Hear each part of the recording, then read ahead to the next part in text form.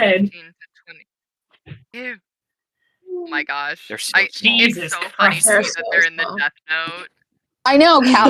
Oh, that's I've been right. thinking about like, what's Cal with the Death Note? Cal would never use her Death Note. She would have it, and she's just like, just in case. Case of emergencies. What were you saying, Vienna? Just in the next like 10 to 15 minutes, I will be grabbing my food from the door. That's all. Okay. Sounds good. Yes. All right. So, all right. Recap time. So, we have our team of Sanctuary operatives who have now been formally invested as the new investigation team for the Canadian Sanctuary. You are now detectives because you have proven yourself in solving these other mysteries and dealing with other problems, and because, frankly, the Sanctuary is really, really overwhelmed with all the awful things that are happening and desperately need the manpower. After doing some housekeeping, Calligenus received the first book that her sister wrote previously, and from it got a little bit of her religious beliefs, the beliefs of her new church, as well as an address in Omaha, Nebraska, that she sent a package to with a coded letter, as well as one half of a pair of sending stones that she purchased for ostensibly for the group, which mentioned to Metal. Everybody else also bought a bunch of new equipment, some fun things, things to make you stronger or hit harder, dynamite and grappling hooks, send a pair of sending stones to communicate with each other, and some much needed healing items.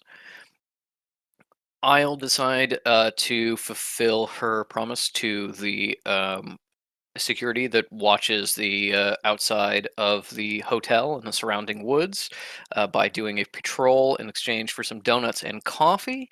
Um, Unfortunately, seems like some rowdy teenagers were using the woods as a hangout spot. She found a rather damaged and dirty area with some damaged trees and litter that had been left, which she tracked down after transforming into a wolf, found one of the teenagers responsible, and scared him as a spooky transforming wolf woman so bad that he peed his pants.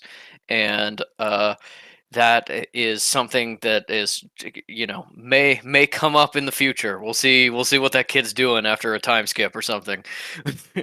Well, we'll see what happens with that. At the same time, the party sort of reconvened in the archive to do research and get some things done. Fish started looking for the person who they were sent to find by Elder Longfisher to help understand their magic, Kitsune Oshibiri, and while finding out where they could get the records, did not actually get those records or look at them at all.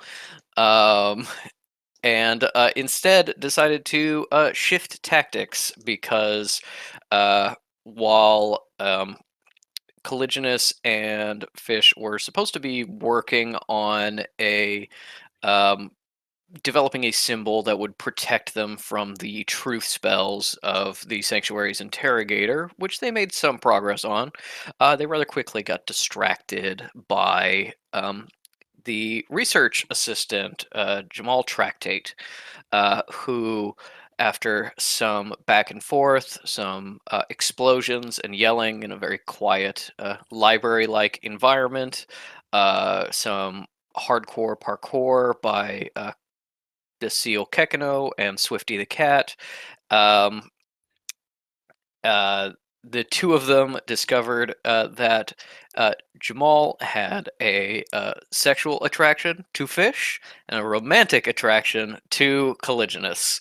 And both of you, one on purpose, one more by accident, decided to torture the poor boy before running away and starting your mission. You were told previously in a briefing that the item that had been stolen in the attack on the sanctuary was an incredibly dangerous weapon, similar to the magical equivalent of a nuclear bomb, named Mordital's Ampule. And it just so happened that a archaeologist had discovered a ruin, seemingly of the ancients, that may have been the original source of this item.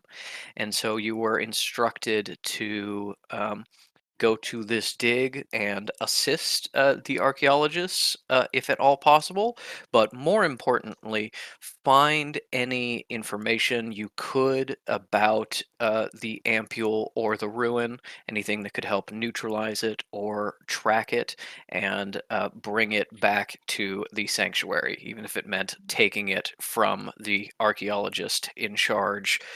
Um, Now, as you headed out, brought supposedly to the dig site by teleporter, it turned out that the teleporter had blatantly ignored um, the archaeologist, Miss May Gladley's instructions that teleportation didn't really work around the ruin, and so he was unsuccessful in getting you there, and instead dropped you off in the woods, about 20 miles or a day and a half's hard hiking from where you know the ruins to be, and then said that you would get a discount on your next teleportation services and fucked off. Fortunately, Grand Mage Ridgeback and Grand Mage Crown eh, thought that the teleporters were flaky and that something was wrong since they had also gotten this warning, and thought to give you survival supplies, tents, packs, and food for your little impromptu hiking excursion. And so now, as we open into the session, we are actually going to start uh, almost 2 days before you arrive with Miss May Gladley. The it's always interesting how a just notes on a page become an exposition, become a dig, become artifacts, become papers, just an idea in your mind becoming this whole big production. And admittedly, usually it is more of a process. You remember with your parents having to organize the research trips, get permission from various entities, grant money, setting up staff. This time it just seemed to all happen. Your patron offered you a sizable budget, staff, equipment, and almost as soon as you discovered the ruin, you were ready to begin. Now, admittedly, this did come with a price, but what doesn't? What doesn't come with a price? And perhaps the price is hanging over your head a little bit more than it would otherwise because you have yet to pay. But things are underway. You are digging, exploring the initial cave, seeing this uh, small clearing in the subarctic forests turn into this camp, this workspace, workbenches and tables made from felled trees, generator and the light system up and running, and everything seemed to be going so well until you hit a pretty early dead end. This may in fact be the most complete ruin of the ancients that has ever been found. Certainly one of the most complete, um, from what your research has shown you, or at least you think it will be once it's properly opened. Because after exploring the caves and the first few rooms, which gave you a lot to work with, a lot of artifacts to study, and a lot of initial information about this ruin, you came upon a door that was sealed by something you know to be a planar lock, something other archaeologists have occasionally stumbled upon, active or inactive, in um, ancient ruins. No, not a problem from you. You're a professional, and this is your big break. What you've discovered already is going to get your name out there. People will know you. What you could discover after this door is open, that's not academic journals or writings. That's the history books. That's your name living on forever. You just need to get this door open. But because you're a professional, you prepared for this. You know of someone local to Canada who you have heard boast about the ability to open these, or at least having the requisite power set. And so you um, sent out some messages to acquire his services if he could prove that he could open this door, of course, payment contingent on results. And so this assistant you hired, this worker specialist, Mr. Kitsune Oshibere, is being brought to your dig site by your real assistant. Uh, and in fact, should be here any moment. As you survey your camp, you start hearing the footsteps coming through the brush.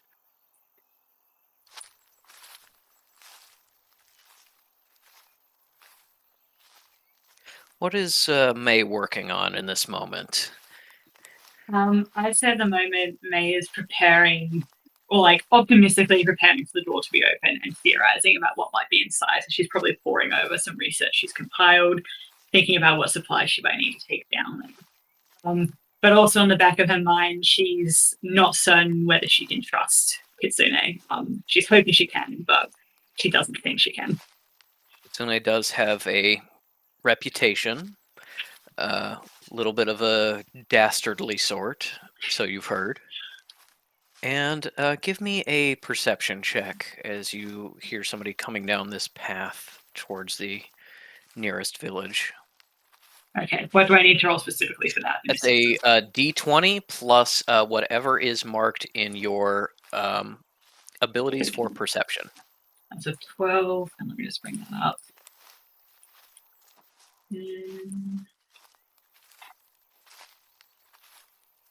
Plus 8, so that's 20.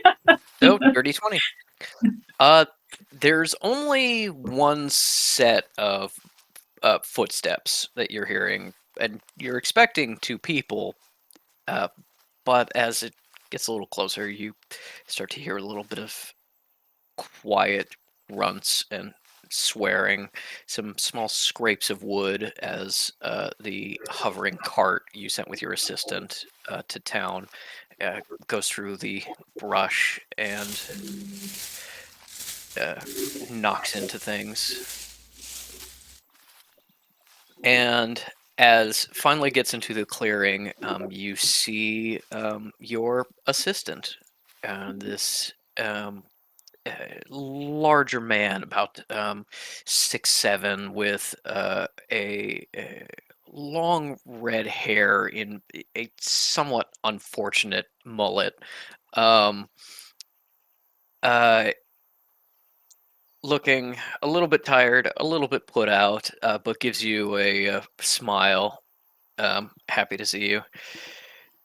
Hey, boss, got a delivery for you here. Pulls the hovering cart forward, and you see the supplies that he has brought, as well as a sort of shorter, squirrely-looking Asian man sitting in the back of the cart rather than walking. Oh, hey, this the place?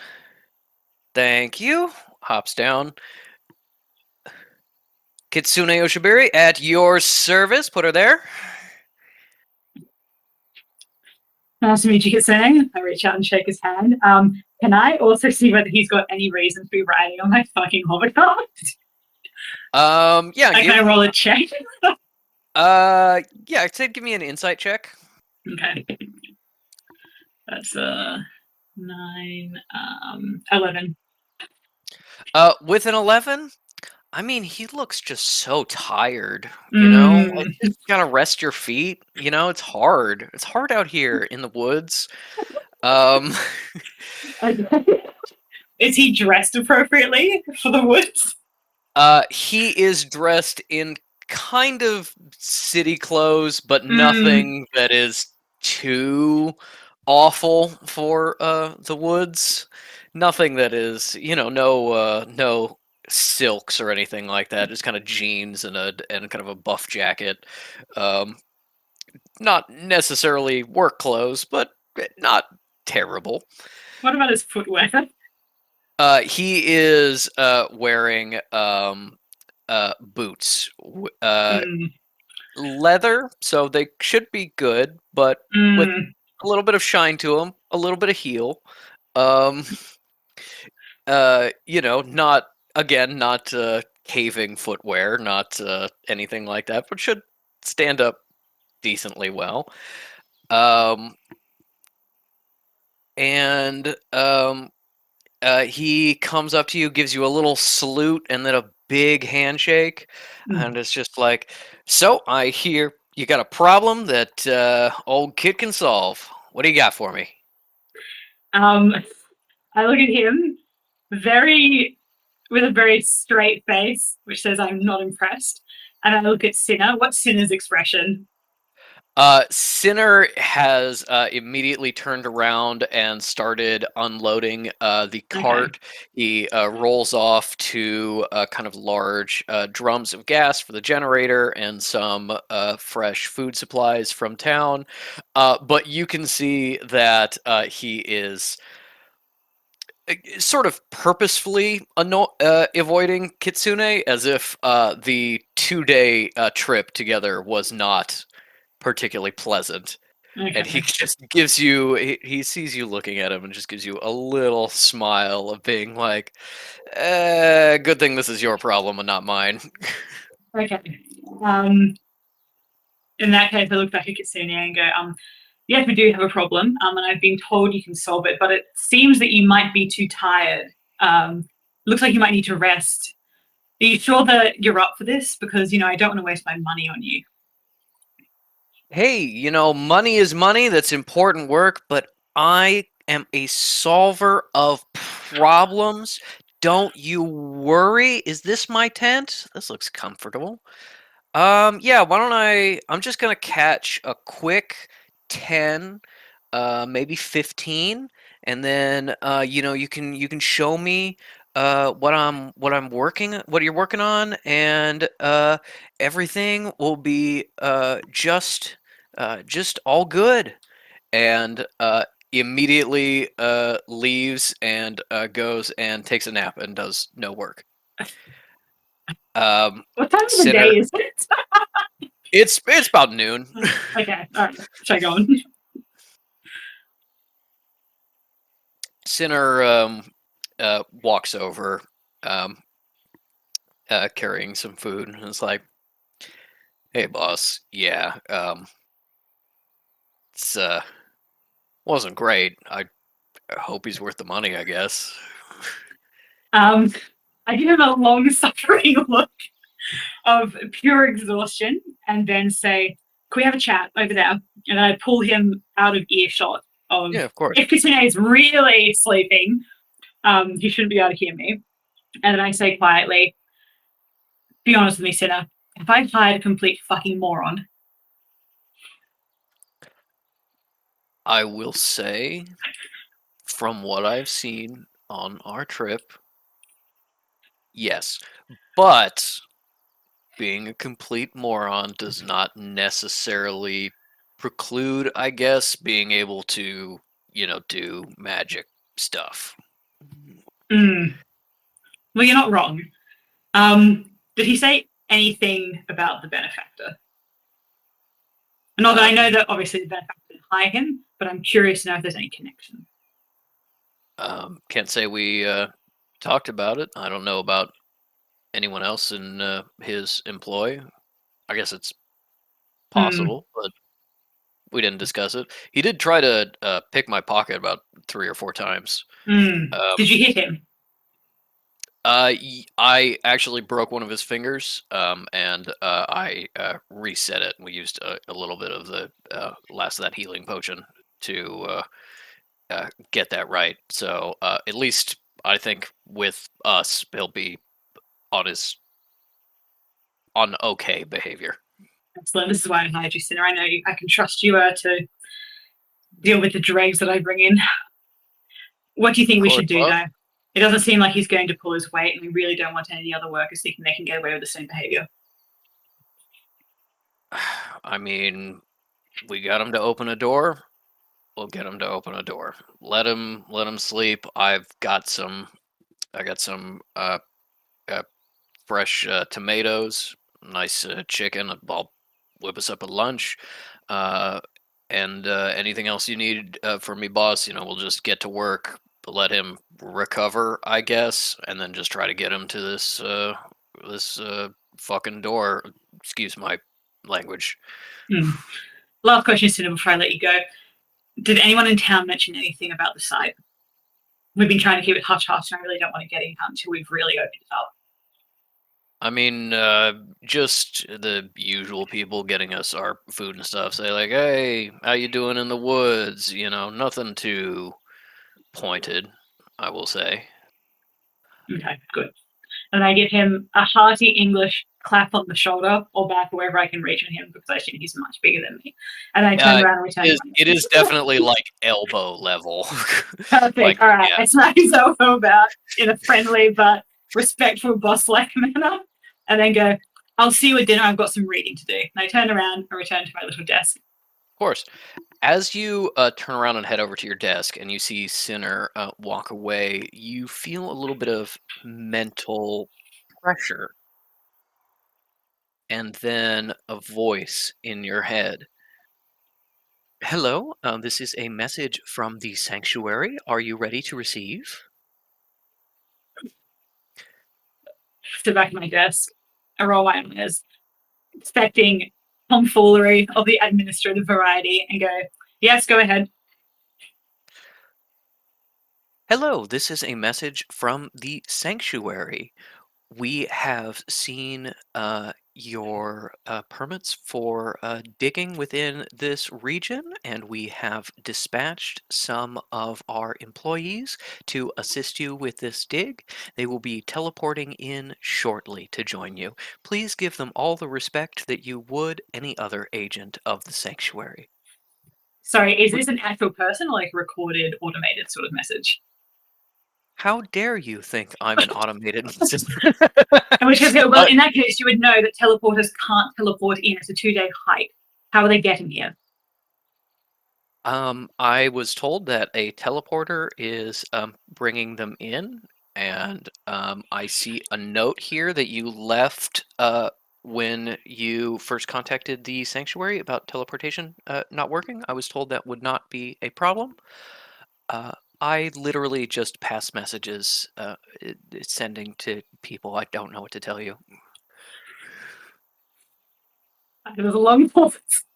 Because May isn't a complete bitch about customer service, but she is rolling her eyes into the back of her head. She takes a deep breath and she goes, of course, I understand that you wouldn't know about the specifics of this. I know that you are just passing on the message. Can you please pass on a message back, which is to listen to me when I tell them the teleporters cannot work in the immediate vicinity, and that if there are any complaints from your team about this, I will not be listening. Thank you very much for passing this message on. How many people am I expecting, and what are their talents? Of course. Y- yeah, I have been assured it's not going to be a problem, but I will of course pass on your message to my supervisor, Thank you. and I have been told that you are getting 4 additional Four. Sorry, go on, go on. assistants. Yes, that will be helping you. I just know that they were dispatched by the Council of Elders. I'm afraid I have not been Council. informed about their skill set or anything. Although I do have a note here that they will be bringing some of their own supplies and Good. some provisions. Excellent. Well, in that case, is there anything else I should know about them? Do you have their names at all?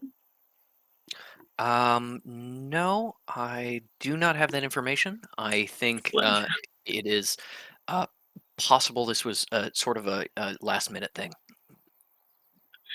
So May doesn't say anything, and I don't know how much the messenger can tell about how she's feeling or reacting to any of this. So she's trying to mute it because she might not know either. But she's very fucking bewildered and very suspicious. But all she says is, "I see. Well, thank you for passing that on to me. How far are they out?" Of course. As I said, they should be teleporting in, I believe, sometime in the next 10 minutes, so you can expect them shortly. I have a very doubtful expression, Well, thank you very much. Have a nice day." And then I also touch your connection if I can. And then I turn around. Of Can course. I see Would you like to fill out a survey? Clicks. Can I see Sinner anywhere? Sinner is put a sort of cast iron pan over the fire on some sticks. Looks like he's cutting up some potatoes to fry during lunch. Yeah, Excellent. you can walk over to him. I walk over to him and I'm very chill because I imagine there's other people around, right? Who could potentially see me acting weirdly or et cetera, et cetera. Yeah, but there's just like random staff, Yeah, doing their there's jobs. you, there's Sinner, there's a big long gap, and there's everyone else. So Okay, cool. nobody who can kind of judge you in any way. Cool. I walk over to Sinner and I very carefully make sure that he set down his knife before I grab him by the arm and say, "We have people coming shortly, apparently. Have you heard He anything about immediately picks up his knife again and starts looking towards the woods. No, Like, no, "You got no, it, boss. not, Do we know what not that direction?" sort of. No. The sanctuary sent some people in, which is frankly unexpected because the sanctuary never does their jobs properly. But I just wanted to let you know that I know nothing about them. And I don't think that you need to do anything stupid, but I would like you to keep an eye on them because as the big boss, I can only do so much. My eyes can only be in so many places. Yeah. No, of course, boss. I mean, he kind of like vaguely gestures to himself. I'm not the most subtle person, but yeah, no, I'll absolutely keep an eye on him, keep him in line. Everything is all good. Um, I mean, I've never done one of these dig things. This isn't normal? In theory, it's normal, but the sanctuary doesn't particularly care about what I have to offer. So I find it highly odd that they send for, I assume, of their best trained professionals to me Yeah. last minute for no particular reason, which says to me there's something going on that I don't know about, and I would rather not be caught unawares. I know you said you're not the most subtle. I agree. You probably don't need to punch them in the face if they look at me wrong, but if they do anything suspicious, please pull me aside when you can and let me know. Okay. Yeah. You got it, boss. Talk to you, get permission, then punch in the face. Got it. Yeah. Perfect. I knew I could rely on you sooner. What's for lunch? We've got some fried potatoes, and I was going to mix up. We got a little bit of this ground beef that I got in town. Brilliant. Kept it on ice, but it's getting a little cold. So I was thinking of doing kind of a fry up kind of situation. As he's talking to you, the sending stone in your pocket starts wobbling, not really like a Mhm. vibration, but like rocking back and forth in your pocket. And this Okay. is specifically the sending stone to your patron. Yeah. I cut Sinner off politely, whatever he was saying. I go, yes, that sounds very good, goodbye. And I stalk off as far as I can from the camp because though I have come to trust Sinner, I'm very practical and I don't think I can trust as much as I want to. And I pull out the sending stone, check there's nobody. Actually, can I roll a check to make sure that nobody's lurking? Even if they're just doing their job, I don't want to be overheard. Yeah, give me a perception check. No. That's funny. That's what? 20 again. Okay, 20 again. Yeah. There are a couple people who are kind of bringing things out of the cave, just little artifacts that you've kind of pre-prepared. You know, there's nobody you really trust to remove things unsupervised, so you tend to go down and prepare batches and then have them move them, because at least you haven't had them drop or break anything in quite a while. But you don't see anyone lurking around, and you move a little bit farther away from the cave entrance, so even those people going in and out can't overhear you. Cool. I take the call, I guess, whatever that involves. The voice that comes through is distorted and strange, the same way it always is when your patron calls. No name associated with them, and no gender. But the voice tells you the sanctuary is sending operatives to the campsite. And I go, well, yes, I know I got the call. What are you trying to tell me, though? Should I be worried?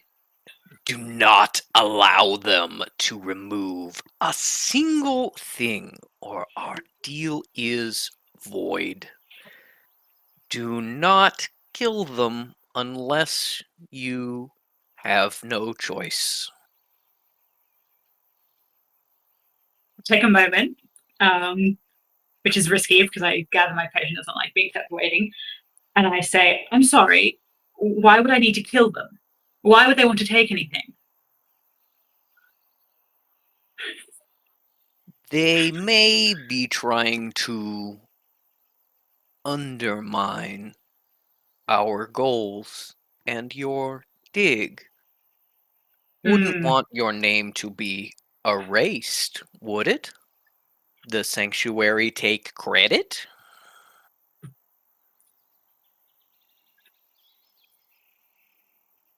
So I assume the patron can't see it, but May kind of has this like, you know, expression bent over on her knees trying to figure out how to navigate this.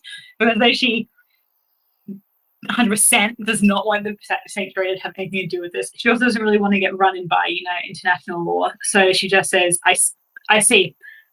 Well, I'll certainly keep an eye on them. As you well know, I highly value the opportunity you've given me and I won't let you down.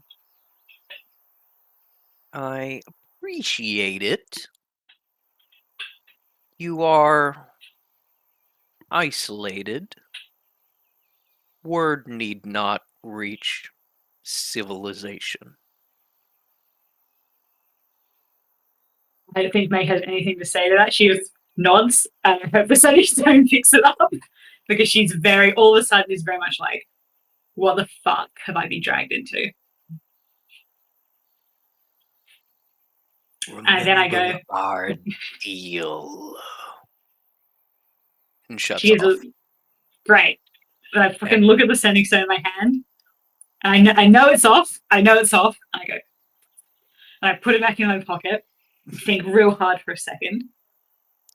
With your dirty 20 perception check from before, you look over the camp, just making sure nobody snuck up on you while you were having this, you know, somewhat distressing call.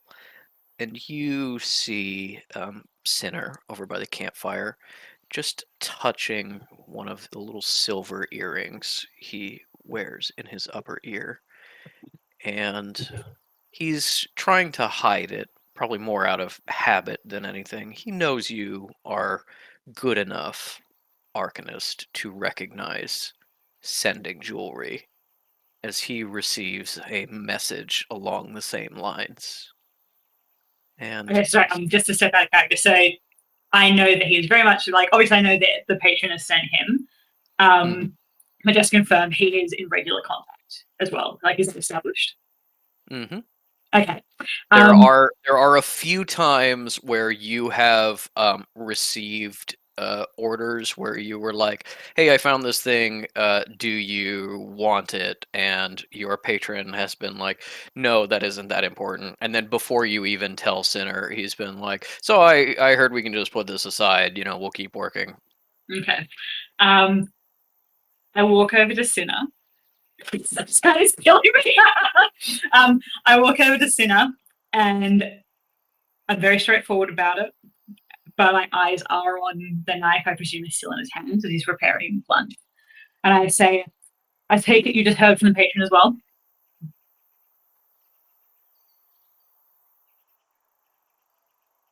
I just I don't know what you were talking about. I just heard a rumor that you know, we got to protect our dig site. And he gives you kind of a very significant look with a raised eyebrow. Not a subtle person, Arsenal, No. but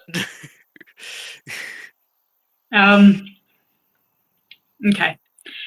May looks at him for like a little bit too long. Like, I want him to know that I am on him. I see, well, as long as we're on the same side in agreement, aren't we, Sinner? always, boss. We're always on the same side. How's his hand looking around that knife? He is just incredibly casually finishing chopping potatoes and putting them in the pan. Give me an insight check. Yeah, right. 4. A 4? A 4. Sinner. Like 8 to insight or something like that. I got 8 to perception. Oh, gotcha. Yeah, not insight. Insight is +2 for you. So yeah.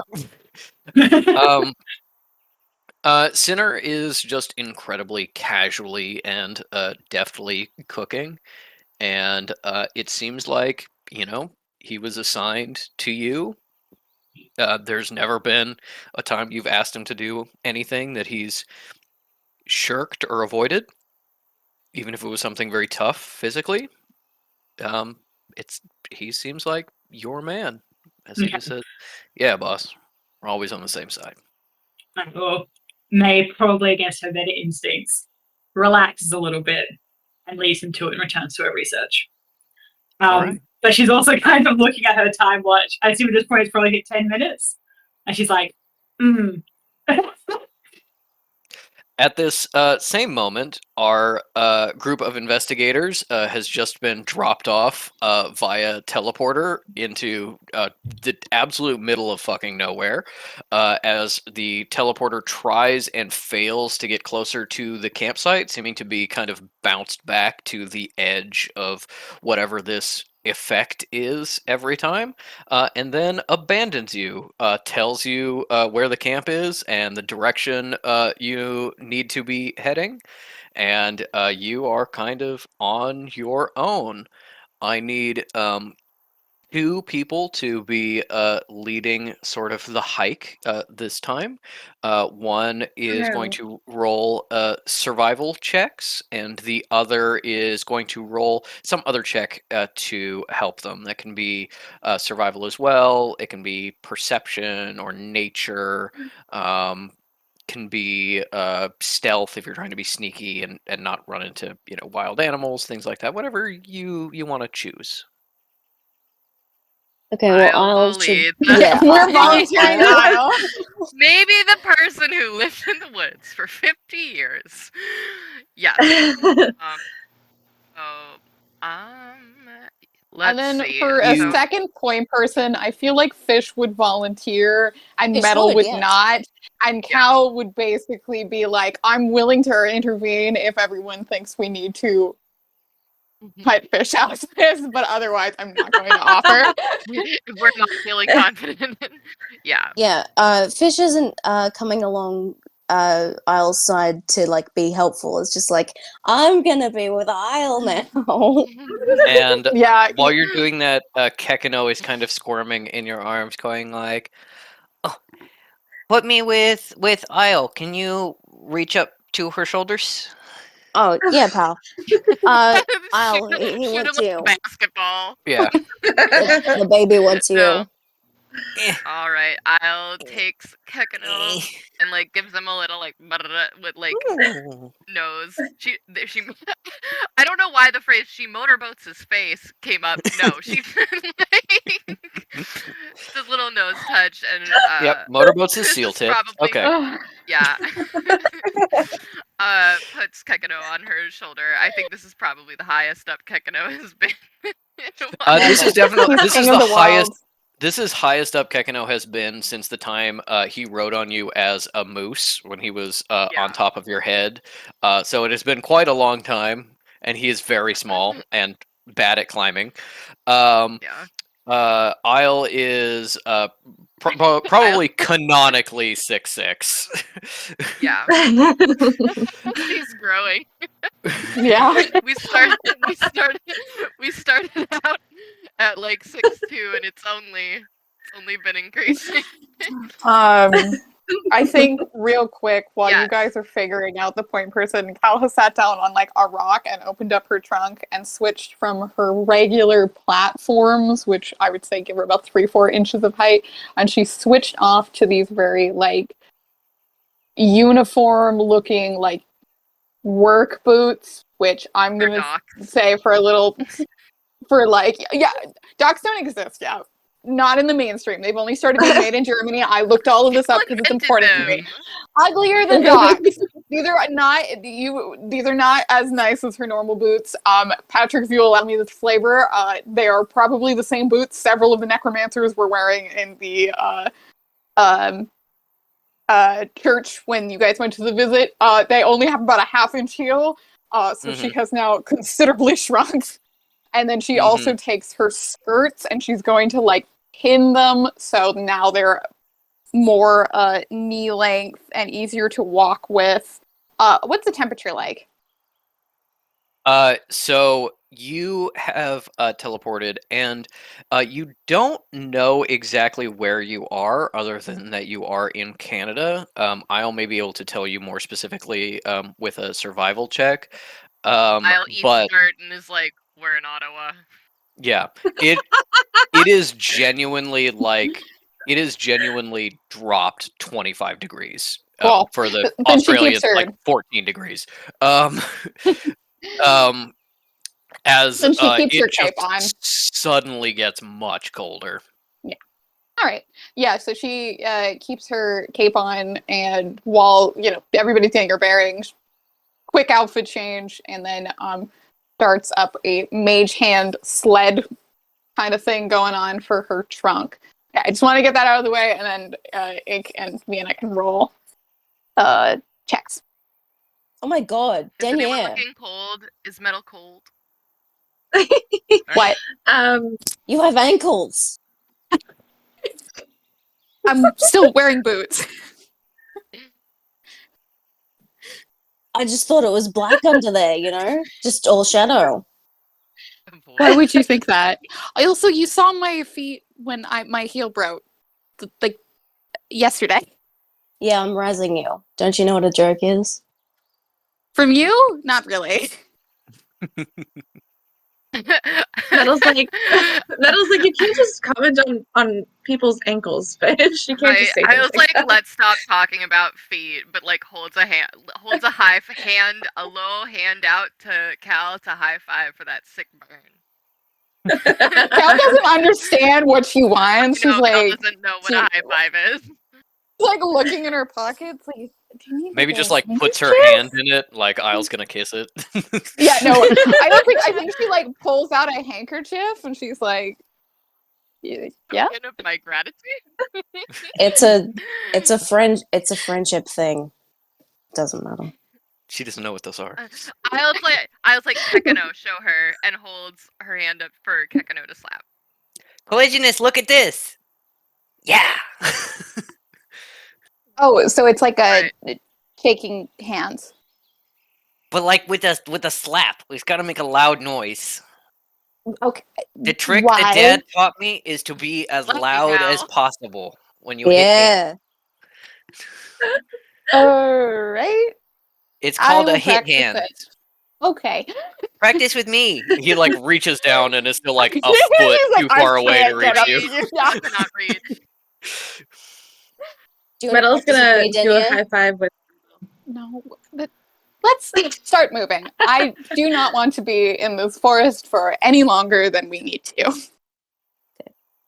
Mads, I'm sorry I Alright. cut you off. Oh no, I was gonna say Metal's gonna high five Isle as an example, but she's gonna do a little hop to get up there. Give me a athletics or acrobatics check? check. Goodness. You mean I can't just ace that? Metal backflips and high fives. Hold on. Oh no. It's an 11. With an 11, you do manage to get up there. You can't really get the full swing to get a satisfying Ugh. high five. You can definitely jump up Ugh. and hit hands a little bit. Is Metal Also, dressed I for the think- weather? Yeah, I was gonna. I don't know, but I do think she has gone back into ponytail mode with like a little, little bandana sort of bow Mhm. thing again. Surely she has a jacket. I'm not sure what it looks like, but I bet Metal it's shifting into off-road mode. Yeah. yeah, casual. I It's a nice also- little hiking day. I'll give her one of her furs, her nasty furs if she needs. Yeah, if she's good, I- then we're good. I'll also have extra Um, clothes. Yes, that would fit you and wouldn't be nasty. We'll get there. I will say you do have your little hotel toque that Yeah. Goph has. I have a note here. Goph has put a minor enchantment on to always keep your ears comfortably warm. Oh, yeah. Aw. Yeah, I gave that to you Nice. first episode. That's right. Bedazzled I feel like it I too, but that's secondary. Yeah, God bless. yeah, you've never noticed before, but it has the hotel name on it, but then you flip it up and it's just got metal in rhinestones. I put it on immediately. Says swag on the back.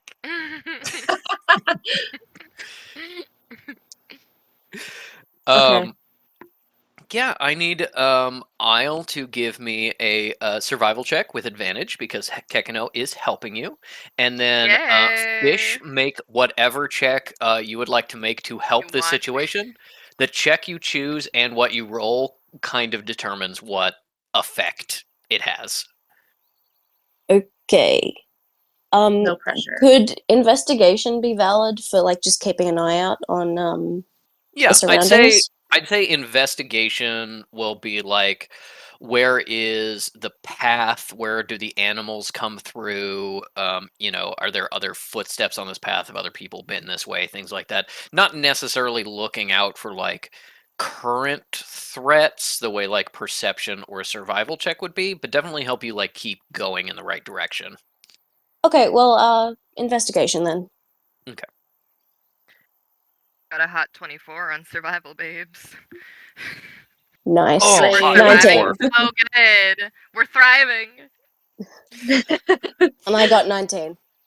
All right, Oh, 19. everything's Let me just fine. roll this pretty fast. Okay, cool. The Patrick gets bear rolled a 41. nat 20, so we all die. um, Burroughs End, anyone? No. yeah, you start entering I Chernobyl. need to watch Bros End so much. You head into the woods, setting off with a 24. Isle very quickly recognizes some of the types of trees, the type of terrain, what the kind of hills around look like, and realizes that you're in an area you've been to before. This is the kind of subarctic forest, kind of badlands, not very inhabited area of northern Saskatchewan. It is a place you've been through before.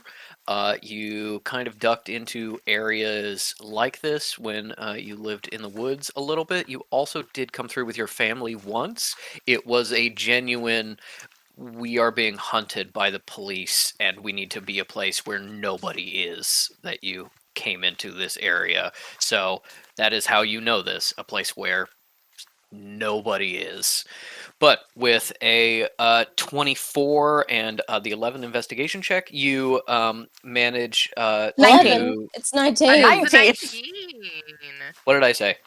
11. 11. Oh, yeah. 11 was the high five. I meant 19. I said 11. Okay. Yes, no, I know. You manage to keep proper directions, even as the path sort of winds and twists, and you have to find the path of least resistance through some of the underbrush, down into little valleys and gullies, crossing rivers. You always manage to reorient yourself in the direction that the teleporter indicated. You make a pretty good time, and as you're splashing across one of the streams, where you hear a little bit of chittering.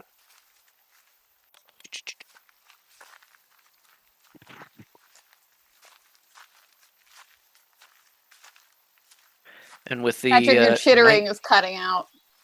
We're It just is seeing you go like sometimes. this. Chitter too subtly. This is the chitter noise. I'm The not feeling hearing is any of there. it. Don't worry. We Don't understand. worry. I felt very chittered. Yeah, you felt chittered at. That's what's important. Base speech. What is being said? Boom. You hear seemingly squirrels talking about finding nuts for the winter, finding homes that are safe. But the conversation is a little odd. They're also talking about finding tinder and good burning material, dry leaves. And Not the with arson squirrels. your 24 perception and 19 investigation, you do start to see these squirrels up above you, flying from tree to tree, and they are not normal. They are, in fact, elemental squirrels, sort of made from non-burning fire and smoke and ash, just jumping from tree to tree. Little beings that don't seem to mean any harm and don't seem to be lighting the forest on fire, which is probably your primary concern, but are these strange little elemental creatures. Do you say anything to them as they kind of pass Well- above you?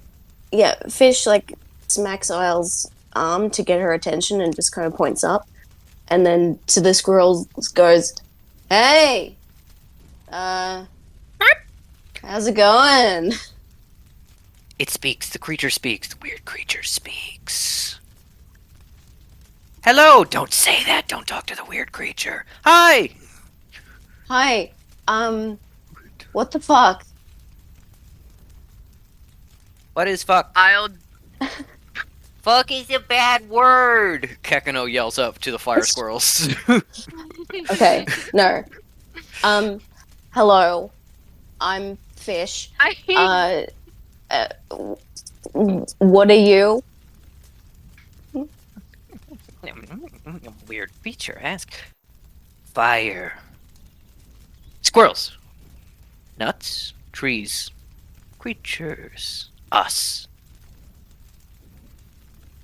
I'll take something out of her pouch and holds it up to see if one of them will try to Don't grab fucking it. don't do that. Don't do that. Don't Nope, fucking she's touch gonna it. see it because she wants to know. She wants to touch it so bad. She wants. Is it gonna burn her? Doesn't matter. No, Ember, don't go towards the snack. But they have a snack. The weird creature have food. No, Ember, don't do it. Jumps down, like kind of floats a little bit like a flying squirrel, and alights on your hand and takes a little treat and immediately jumps off into the tree. It's weirdly warm, not like fire, but like an animal with a high fever. And as it alights on you, you can see that like the flames and smoke kind of shifting just makes the suggestion of form. So when it lands on you, you can even like feel like little paws landing on your hand. But when you look in that moment, you don't see paws. You just see like a smoky outline of a paw before it jumps away. Did we and- get shrooms somehow before this? Hey, you know what? You get farther away from civilization, weird magic stuff happens. Cal is going to be silently observing everyone going insane for little squirrel things. I think she has a vague concept of what squirrels are. Not extremely familiar with them. I don't even know if squirrels are in France at this time. Probably. There are. Yeah. Okay. But But you live underground, so... Much like Picklesburg, she's going to cast Death Sense. Who did these squirrels kill? Yeah. You cast Death Sense, and you get... They killed her. Yeah, killed Vienna. They're evil. Not They're evil Isle, squirrels. the person Vienna, as the fire consumes her. No, you cast Death Sense, and you get no human deaths, no large collections of bones or anything like that. But you sense, some animals that have died recently is going into fall. Times have gotten a little bit leaner. Natural cycle of life and death. Nothing particularly concerning. No mass graves or anything like that. And you see as the squirrel flies back up to its friends, seemingly successful, it takes the little acorn that Isle gave her, and puts it in her mouth. Her entire head gets much bigger, as if putting it in her cheeks, but instead it's her whole head.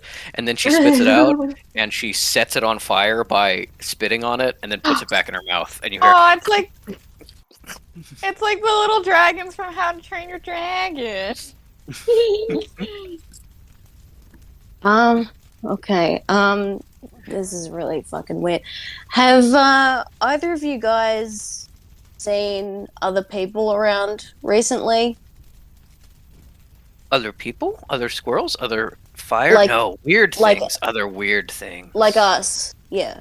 Yes, weird things. I know where weird things are. No, Ember, you've risked too much.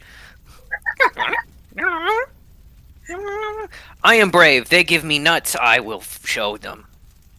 Yeah. Very well, I we're gonna follow the squirrels now. I think it knows where we're going.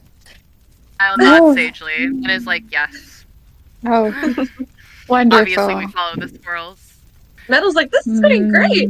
Wow, we've made friends already. I was going Um, into her dark mind place. Yeah. I will tell you out of game. You all rolled. You rolled high enough to not have any dangerous encounters. So I did just randomly roll to determine if you encountered anything, and you got squirrels, which is the one I was excited about. So. Yay! Yay! Yeah.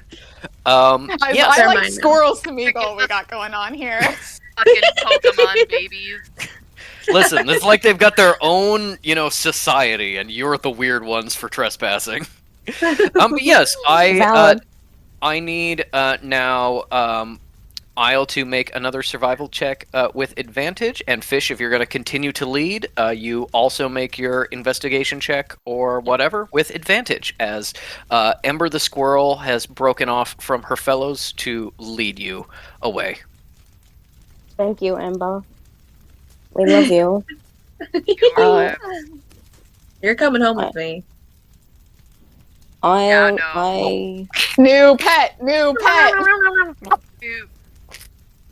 I will roll animal handling to make so that she loves us. Do it. Very important. Yeah, do it with advantage. Good. 10. She hates 10? us. With advantage? Yeah. I rolled an 8 and I rolled a 3 and an 8. It's because Wow. she's a lesbian squirrel. Yeah, canonically, they do all hate you. Well, I rolled a 22. All right. He just keeps saying terrible things to Ember. And she's like, no, this is terrible. No, I can't do it. Yep. I'll You kind of keep trying. console Fish Fish, is flirting with the okay. squirrel, and she's like, Yeah. What's What? going on? "You have such a nice tail. It's really Yeah. fluffy." It's so bushy. You know, brush it? you are maybe the second hottest creature here in the forest. First being me. Who else I is was like, burning? well, she is on fire.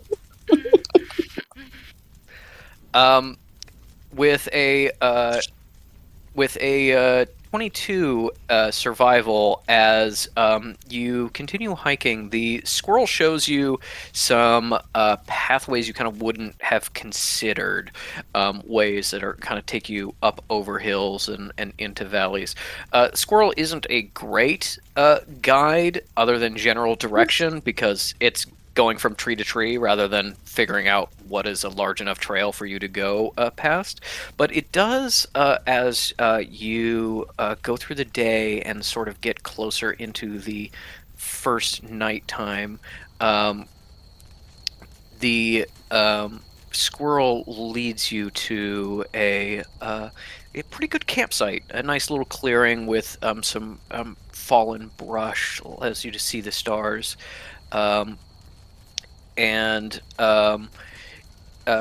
Fish keeps trying to make conversation, maybe trying to mimic some chittering noises, and Ember is like, that way! And then as you find this first campsite and sort of start to settle in for the night, you start to build a fire, and you don't need to build one because Ember flies down into the fire pit and curls up in the heart of it and ignites the whole thing. You've got a nice Oh little my god. Very nice little fire in cute. there. Fucking She's a cute. red Pikmin with a flaming pine cone. That's very cute, but I imagine Metal like was reaching over to do the fire, Yeah. and she's like, "Oh, that's fine. That's so cute." Yeah. It seems like That's incidentally, if you ask, it seems like incidentally of you guys needing a fire for the night, Ember thought you were building her a nice little nest for the evening as thanks for Like, guidance. wow, a bed. Thanks, Yeah. Queen. Metal's like, cool, I didn't need to do that anyway. Alright. Keep your strength up, Metal. It's alright. I think As I'm still gonna hold it just as a personal fire, you know. yeah. Just to stay Yeah. warm.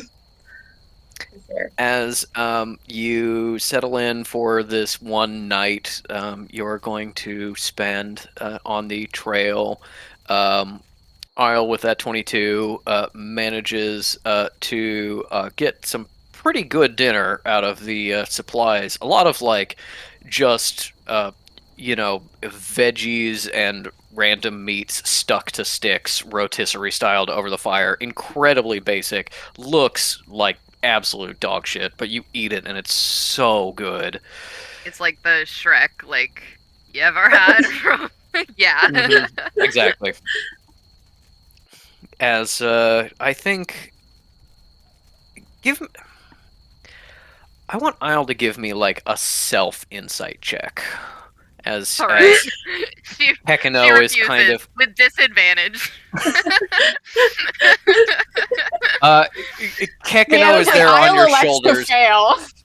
Kekino is there on your shoulders and helps you, so it cancels out the disadvantage and you roll straight.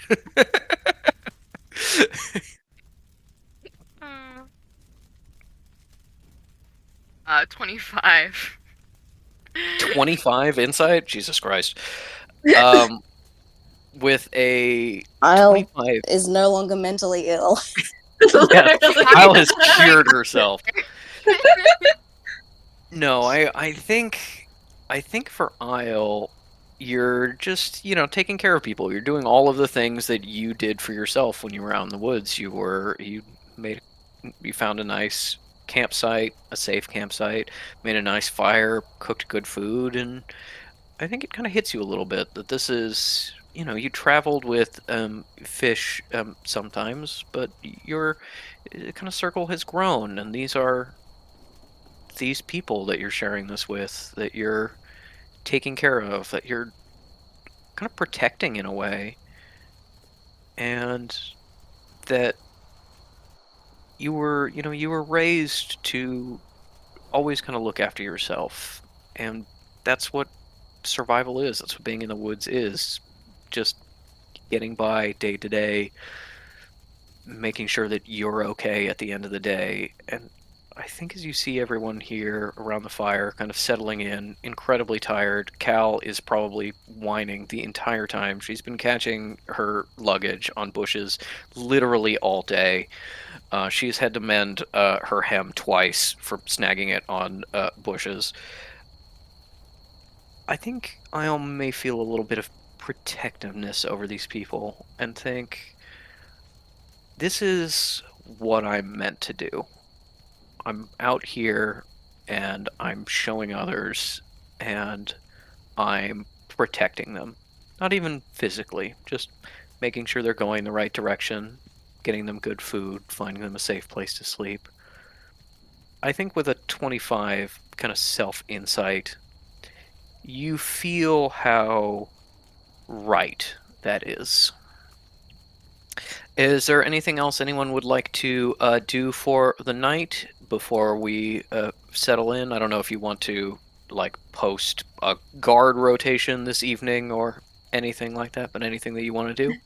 Just if while Isle's looking over the group, Fish catches her eye and smiles, just genuinely. Kyle smiles back. Metal's also gonna be like, wow, this food is amazing. I've never had food on a stick before. This is so good. God. It's like, I Kyle's can't like, believe you "You got us haven't this far. He's like, the stick We're doing actually great. makes it taste better. It does. It really does. Wow. Isn't this fun? Cal, I don't want to hold us back too much because I'm chomping at the bit to meet May, but I will say Cal has been kind of falling back in her mostly when she's complaining, she's muttering to herself. She's not actually talking to anyone, and she's clearly trapped in the prison of her own mind again, and just not really engaging. People will ask her a question or something, and she just doesn't seem to register. But I do think when she eats, you notice that she doesn't have the hesitation that she usually does. She just, that's very much the camping thing of just being like, oh my god, hot food, and a lot of her isms and difficulty with eating seem to be dipping away, but she's not really engaging with conversation, and all she is says is I can take first watch. Thanks, Cal. Did you call her I'll- Cal? Yes. She makes very Just intense. goes, never mind. Yeah, she makes very intense died. veil contact with you, but does not actually correct you. I would say you probably don't know whether or not she's pissed because she doesn't know if she is. She also doesn't know. I will say, the stick Isle made for Cal had the least weird food on it. He was like, "This is Yes. all tan, neutral colors." Yeah. No weird textural variations between the items.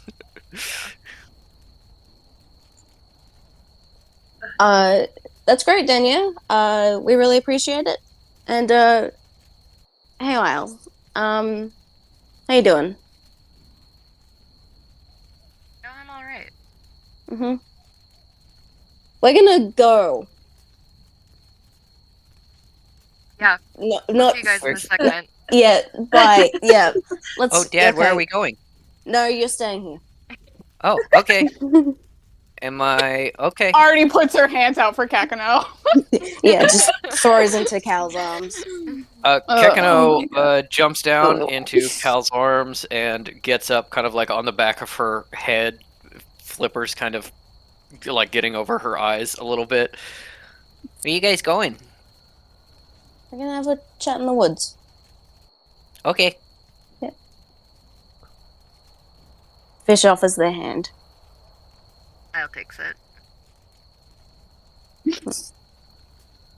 And then they go off into the What? woods, skipping. Off I into would the love woods. them. Is Metal picking up on anything? Yeah, They're we'll just like, another thing. why aren't they wanting to talk to me? I Are they mad at me? I think she was like, "Oh, okay. I mean, they have been doing like all the work today." And then they grabbed hands, and she was like, "I think the second they walk away, Metal's like, goodness, is there something happening there? Did I miss something? Did they just get really close today? I mean, we've been walking for a long time." Yeah, the running off together was probably an indication of something. I don't feel like talking about this. I'm going to keep watch, and if you want to speak to me on other subjects, you may. She's like, "Okay," and then gets out like her notebook and is like, "Do they like each other?" Petting Kakano. Hmm. Fish asks Isle, "Can I tell everyone in the world that you're my girlfriend?"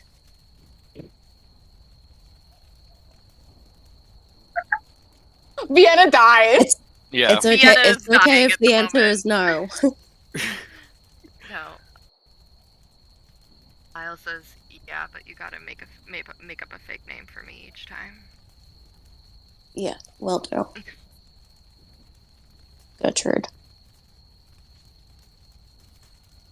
Not that one. Nah, I felt wrong. Nah, it's not you, is it? Anyway.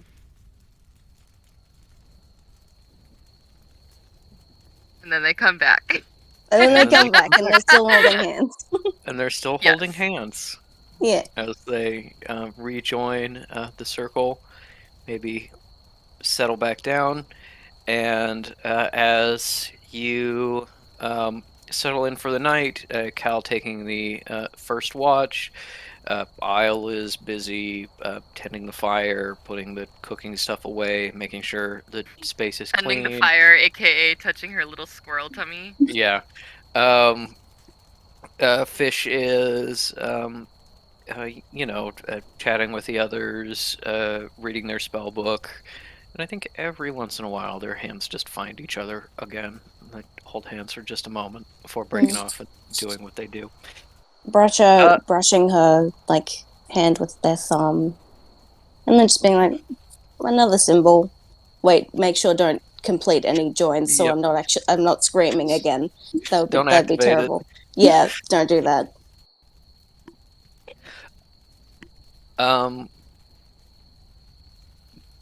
As the night kind of comes to a close, I need Cal to give me Thank God. a perception check. Okay. And I was going to say, in addition to this, just if anybody, she's opened up her trunk once everybody kind of has fallen asleep. And if anybody looks like cold and shivery, she'll just pull a cloak over them. Does Cal have Kekano so she gets advantage? She probably held. Oh, thank you. Yeah, are you going to give me that? If you want Kekano to be with you, you can and get Oh yeah, advantage. if I'll I will if take- being a sleepy little boy right now, he's probably Yeah. trying to curl up next to Metal. So you're probably like, Kekano, I want you for shift. And he goes, okay, Ko. Yeah, I think she probably would just like tap him on the head and be like, I could use your eyes. Okay, I heard something. I heard something too. Okay. Thank you for that reminder, Vienna. So it's a 17. Okay. 17. There is a little bit of rustling in the woods. Getting a little bit close to your campsite. Yeah, shadows are already just like posed. And then starting to drift away as whatever it is sees your camp and continues on. And the night, that first shift passes without issue. I was just going to do the one perception check, just kind of abstract that to the whole guard period during the night. Sure. So I think you all Did wake Cal up. cover anybody with a cloak? Actually, I want everyone to give me a survival check. Including me? A chill. Yep. Is this like Sorry a if chili I fuck check? us over. I'm sorry. 13. Oh no. It's +6. You Uh, see I'll die of hypothermia. I got a 11 6 for me. total. Oh my god. I have a lot of cloaks. The squirrel What did left. Metal get? I got a It's just 6. like, I just got rid of 2 fucking sweaters. I can't believe it. It was the worst time I to was do gonna it. say. The And what did mistake Isle was get? made. Isle got a 2. Well, she got a 6 fully, but an 8. Sorry. Yeah. I was like, that's Okay. not how math works. No, 2 plus 6 is 8. She got an 8. With a with the 22 that you used to establish the camp, you chose a good place. It's dry here. The embankment of trees kind of reflect the heat of the fire back onto everyone. So if you got a 10 or less is when you suffer ill effects. Isle, I think, starts to get just a little bit cold, less because of the camp itself, but more because to keep everyone safe, she's a little bit farther away from the fire, Yeah. a little bit closer to the woods, putting herself between everyone else. And I think with just 2 points down, considering who Isle is, she probably wakes up due to cold in the night and shifts into a warmer animal before settling back down. Yeah, I think Cal was probably getting up to put a cloak on her and then sees that and is like, good, I'm glad to be not caught showing an emotion. Yes. Isle uh, senses that in her sleep, and she's like, I won't make you do that, girl. Metal had a very trying day. It's a big hike in the outdoors for really the first serious time, probably the first overnight hiking trip. She is tired and so immediately dropped off kind of as soon as everyone got comfortable, and you have seen her shivering and slowly kind of like sleepily crawling closer to the fire, which is really dangerous. Yeah, no, absolutely one of her like thicker, more like wool capes. Okay. And I think that gets you through the night into the next morning. Let me just roll one of these really quickly to make sure nothing bad happens. Nothing bad happens. You don't. No, have I did it. You don't have to roll. It's fine. I asked. Nothing bad. Hey, guess what? Nothing bad happens. Yo. You wake up the next morning to a dead fire as A live squirrel? Amber okay? as you see Ember flitting from tree to tree around the clearing, and after Fish is awake, because they know Fish can talk to them, they say, "Leaving our territory. Go this way."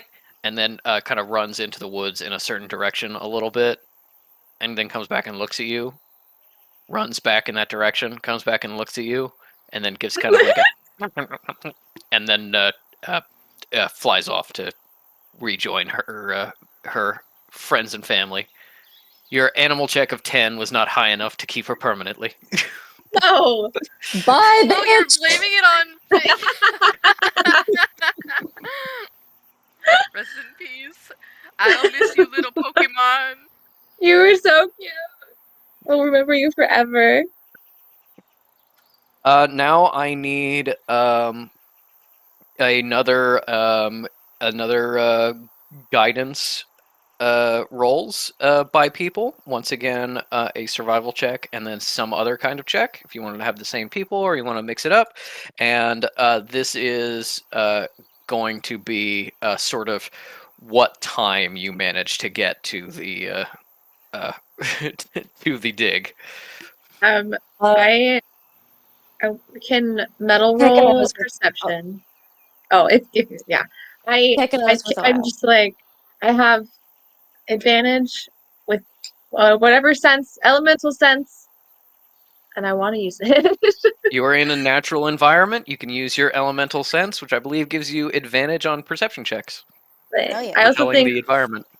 yay! I also think metal is like, oh, we're getting to the campsite. I better attempt to lead.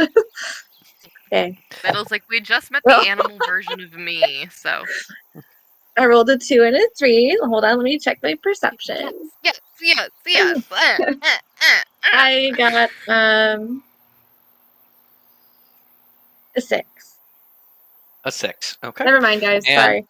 And is Isle Still the thinking other about that one squirrel. leading? I think she still is, yeah. Okay, Unless then anyone give else me. wants to, but I think she definitely should. Okay, then give me that survival check with advantage as Kekino is up on your shoulders, helping to guide you again. that will be a 22.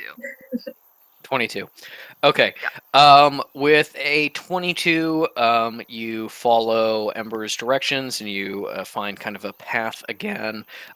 You start heading a little bit uphill. You've been very kind of slowly climbing over time over the last day. And you're getting a little bit more pockets in the forest of small lakes, down trees, some little cave openings, and stuff like that. Metal is attuning herself to kind of the earth around her and is getting a sense of like, okay, ground sloping up, ground sloping down, we're going into a gully and stuff like that. But she just keeps thinking like, this would be a good place for some fire squirrels to be. Oh, here's a nice little protected area. The fire squirrels can make a nice little nest there over and over and over again. It's more a distraction than actually helping. It's like they were so cute. They were so cute. I wish they were still here. Between the two of you, I would say that ideal scenario would be getting to the dig site at 11. I think with a 22 and a 6, we are now getting to the campsite about 1:30, 2 o'clock. So Yeah. could be a lot worse, but you do manage to get into the campsite. AM or PM? PM. Okay. So Us banging on early May's afternoon. door at 4 a.m. Like, what? Yes. We're here. What's up? We're here to help you. We're helping.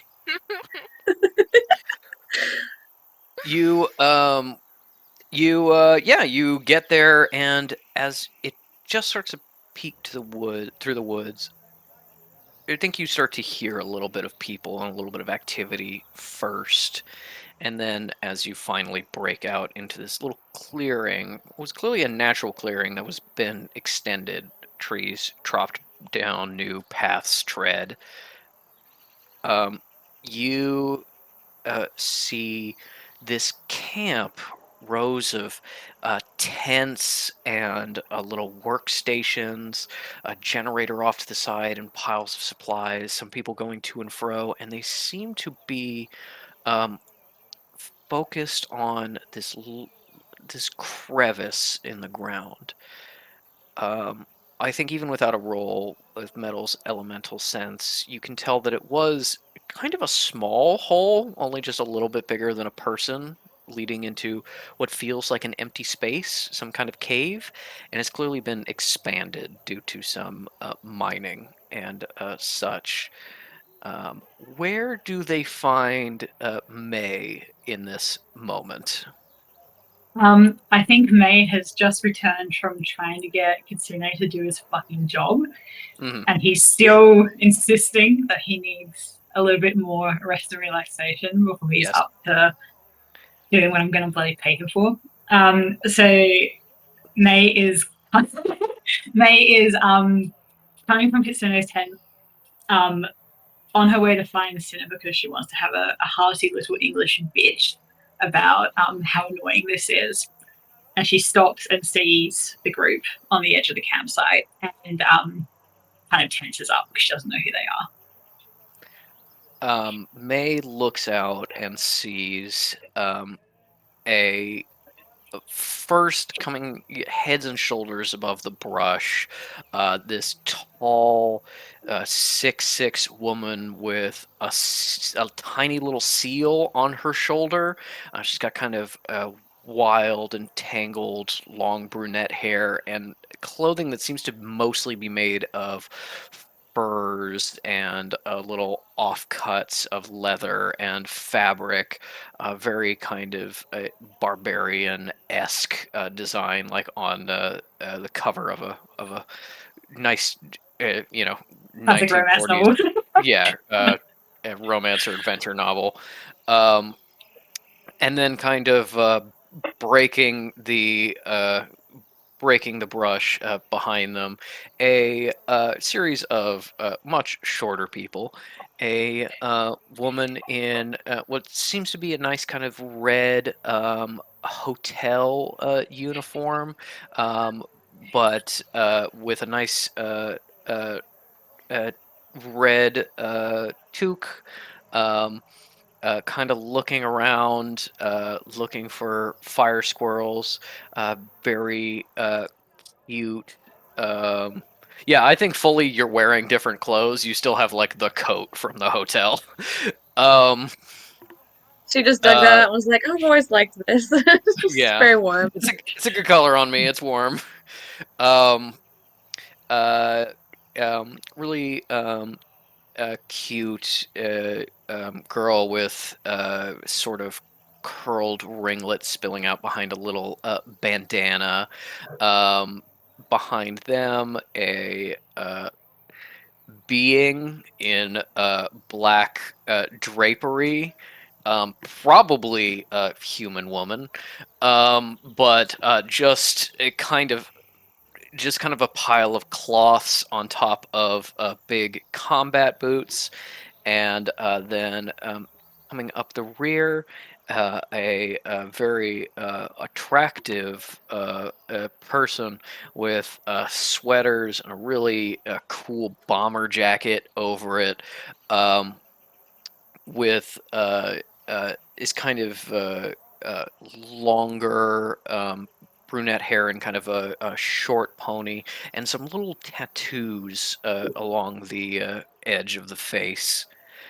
What does the party see when they come out of the woods? Please describe May for us. So May is the ideal cross between the two leads for the mummy, whose names I have completely forgotten here at the moment. But basically, she's Let her wearing. Thank you.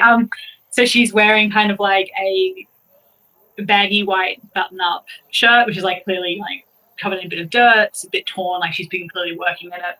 And then she's just wearing a pair of like trousers, which are hitched up by a pair of suspenders, and some sensible-looking boots. What will draw certain members of the party's attention is that her sleeves will be rolled up about to like the shoulder, and you can see swaths of tattoos, which are some of them clearly are more just like mythological iconography. So there's a lot of Egyptian influence in there, like hieroglyphics and key figures. But there's also some stuff that does not look to be of the mortal pantheon or mythology particularly, but are strange symbols that might pique your interest if you are to get closer and examine them. And she's got hair about like this length, like Rick's hair basically, and she looks very, very annoyed. And when she sees whoever, if you happened, like when you look at her, you can tell she's very suspicious as well. And that's it. Sorry. Cal, as someone who What do they? But before we move on from the description, what do they see on your hips? What do they see kind of holstered there? They see a pistol, which is in a shoulder holster, like the ones that come here. Under the arm. Yep. Yeah, under the arm, and kind of looped into the belt of her trousers is a whip, and her hand is on the pistol when she sees you.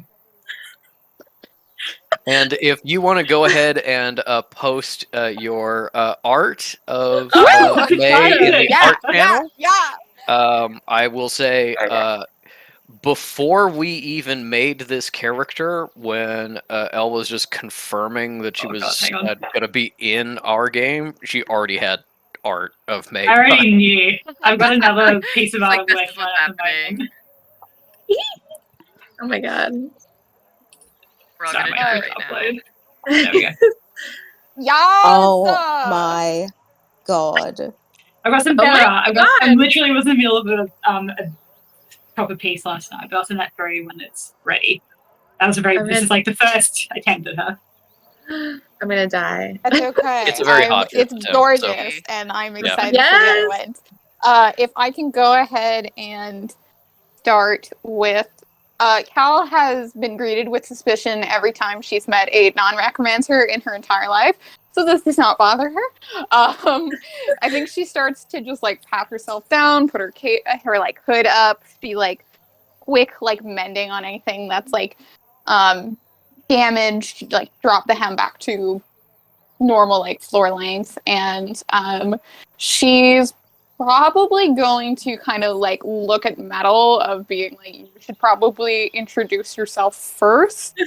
But she is like kind of like stepping up and is kind of used to taking some of a diplomatic role, just because that's kind of how that's been as she's been invited to the sanctuary and stuff like that. And so she's going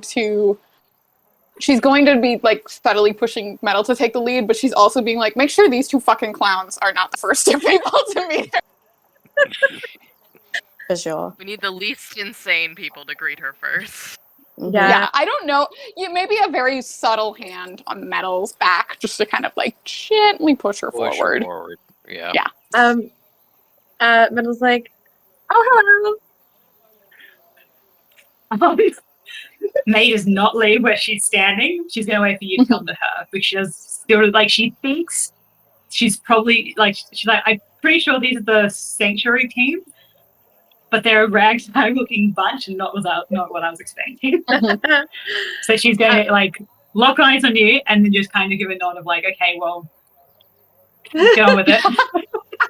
I think Metal's like, hi, okay, yep, and then just gonna keep walking up, and then it's gonna be like, hello, we're the team from the sanctuary. You kind of head in. You have to like dodge people a little bit, because this is like an active work camp. So you get like, you're going like, oh hey, oh no, excuse me, no, I'm in your way. Okay, yeah, hi.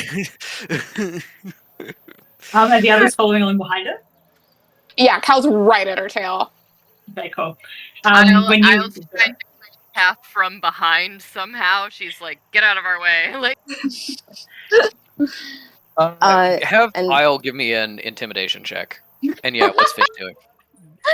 Fish has seen May and just grabbed onto Isle, like, I was like, Remind yeah, I me. get it. I was like, yeah, I see it too.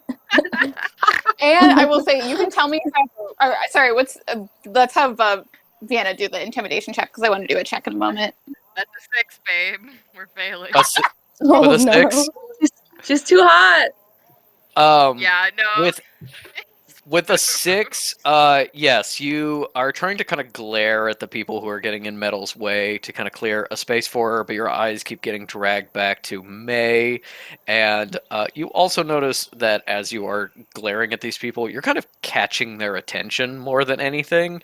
So somebody who would have ignored you and would have just been like, oh, excuse me, let me get around here, dodging around Metal, is kind of like, oh my goodness, and looking at you and the others and kind of forgetting where they are and much more likely to run into Metal.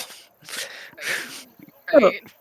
And then as we're approaching and we get close enough to get a really good look at her, I would love to do mostly in a religion, but partially arcana to catch whatever's not that. It's the same. I add the same to it, so I don't think it really matters. And I'm just trying to get a read on her tattoos and see what it informs me about her person through like my religious and arcana knowledge. Okay, so that is going to be a 16. And again, mostly religion with arcana for whatever my knowledge of like Egyptology and stuff like that doesn't cover. Is that you or me who's going to take that? That's really both of us. I will say you definitely get a lot of Egyptian influence. I also think you get like a little bit of Egyptian regional influence. You see like a couple of symbols that are more like, like North Sudan kind of into like there's a little bit of like Arabic script and stuff like that. Definitely very much like kind of a Africa, Middle East theme to a lot of these tattoos. I also think with a 16, you do notice that kind of like buried in just the iconography designs, some of these tattoos are actually symbols for casting sort of spells and Gotcha. defensive and offensive things. Gotcha. Just kind of like not hidden but not particularly obvious is kind of like within the text of a section of hieroglyphs. You see something that just kind of looks less like hieroglyphics and more like a symbol you would recognize from a book. Excellent. That was one of my specific questions. My other specific question is, do I get the vibe that she is a genuine believer in Egyptian gods, or it's just for the vibes, baby? Entirely up to you. It's not that she believes in them. She's not religious. It's more that these symbols hold a lot of personal relevance to her. Excellent. Cool. Yeah. And you can pick out, there's a theme. I'm not sure whether you've scored high enough to discern what the theme is. I'd say that's fair. Yeah. With I will also say if there is a religious component to it, it is not necessarily believing in the Egyptian mythology as much as it is like the religious devotion to knowledge. To study. Kindred spirits. To academics. Ellie, just to give you a bit of a kind of lore thing, Patrick and I decided that just to make the series make more fucking sense, instead of this whole thing of being like, there's an entire giant fucking selection of gods that no one actually knows exist, and then 5,000 of them show up in phase 2. Cal comes from a background of religious study. She's like, I have like pretty strong evidence that the faceless ones exist, and other gods, she's like, I'm fairly confident. She's not like personally invested in that because she just cares about the Deathbringer, saints of necromancy, etc. But she does study religion as a whole, and she does not believe in the faceless ones. She would get into a like theological argument of being like, there's just too much evidence to say they didn't exist. There's kind of that thing about religion versus academic knowledge of being like, you don't have to worship these gods to like kind of be like, oh, I have evidence that they exist or something like that. Kind of that separation between what you believe and kind of what you have evidence for. Yeah. So she would take if she had clocked that you were genuinely a believer in the Egyptian gods, she would be like, all right, cool. And like comparing that against her own like opinions and study on that. The fact that you're doing it because of emotional significance, is something that she's gonna kind of like file away and gnaw on. But yeah, as of she's just falling behind Metal and just you can't see any eyes, but maybe read from the veil that you're being examined. I was going to ask if I could do an Arcana check to see if I'm getting any sense of what their talents are before I even talk to them. I'd say go for it. I think it's Arcana or Insight, because you're trying to get kind of like in the same way of like, you know, in a superhero movie, the guy who dresses in all red has fire powers, not the ability to teleport or whatever. You're kind of getting like the vibe of what their powers are just based on like physical clues and how they hold themselves. Miles isn't a secret. It's not a secret. Okay, I'll do a roll. Lucky that it's only that sort of vibe because I've only gotten a 6, so I'm very much relying on the visual signposting. Metal is really cute, so she might have some sort of like kind of charm powers, maybe kind of some kind of like sensitive, convincing people powers. Fish might be some sort of shapeshifter of a kind. Isle is definitely a shapeshifter, like a Children of the Spider kind of deal. Although exactly what you don't know. And this is a full necromancer standing in front of you. That one's the least amount of a secret. What's the seal? The seal may be a fifth human that is currently shapeshifted, or it may be just a literal seal companion that they have, maybe just like an animal they grabbed somewhere. This is quickly dispelled once you get close, and the seal psychically reaches out to you and goes, "Hi, I'm Kekino." That's how we meet. Yeah, they immediately Do snap the we seal. hear? So go on. Yeah, Sorry, when we hear Kekino? Yes, when Kekino tends to like, sometimes he talks secretly to people, but generally when he's talking, he's just kind of like broadcasting it psychically, and it's as if he spoke out loud, and everybody kind of nearby who could hear him can also perceive this. Yes, Athakal is very lightly kind of scolding me, like, Kekino, let Metal introduce herself first. Oh, I'm sorry, Metal. I just got excited because she has tattoos and Dad has tattoos, and they kind of look like similar tattoos, but they're kind of different. And I think that's really We can get to that later. Okay, Collisionist. While this Metal's like, that is very exciting. While this has been going on, May is casting her eyes about for where Sinner is. I was gonna say if she can't see him, I think it's feasible that she's given Sinner her own sending stones so they can contact each other if they're at different distances, and she sends like a rumble or whatever through it just to be like, hey, I need you over here, please. Okay.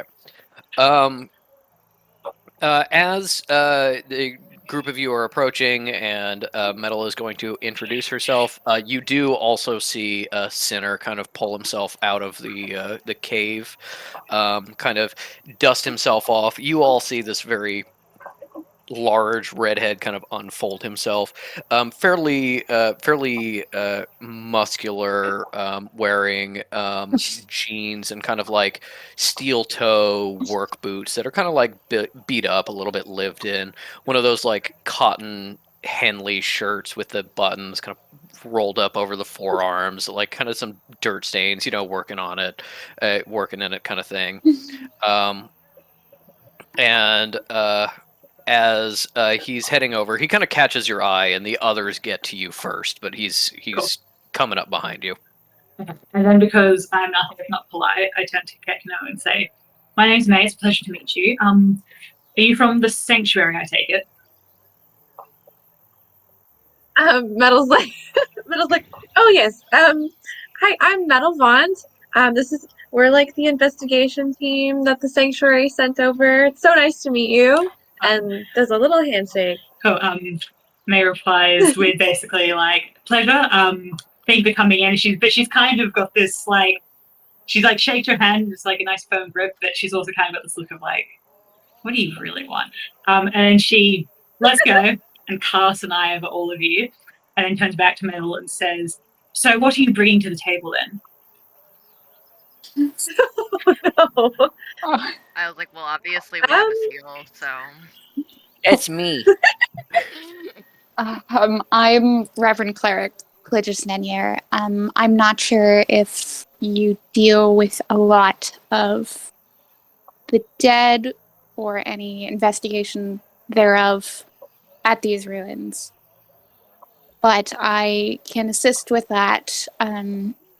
Also have a strong academic background. You can tell me where you need me. And they kind of like brightens up when you say that you're a reverend, you come from a strong academic background, that says, "Oh, excellent. We have significant need of an academic. I'm the only one here, it feels like half the time. What sect are you from?" Oh, I am from the Arlat Temple in France. Very nice, very nice. I think it'll be well fitting in here. She turns to Fish, because Fish is the one that May cannot get the measure of the most. I think the shape the shapeshifter vibe is confusing to me.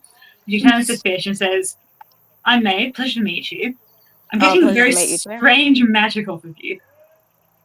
Yeah, that's the way. Strange magic. Sorry. Because I can't quite tell what else I might be able to do with you. Oh, I can think of a few things. I'm joking. Well, you know, I can see magic. I can talk to animals. Just, you know, point me in a direction and I'll go that way. Okay. May like Cal so go on. adds amateur sigilist. Oh, Oh, do you know very much about symbols? a little. What I'm does this learning. mean? Yes, so tell me more.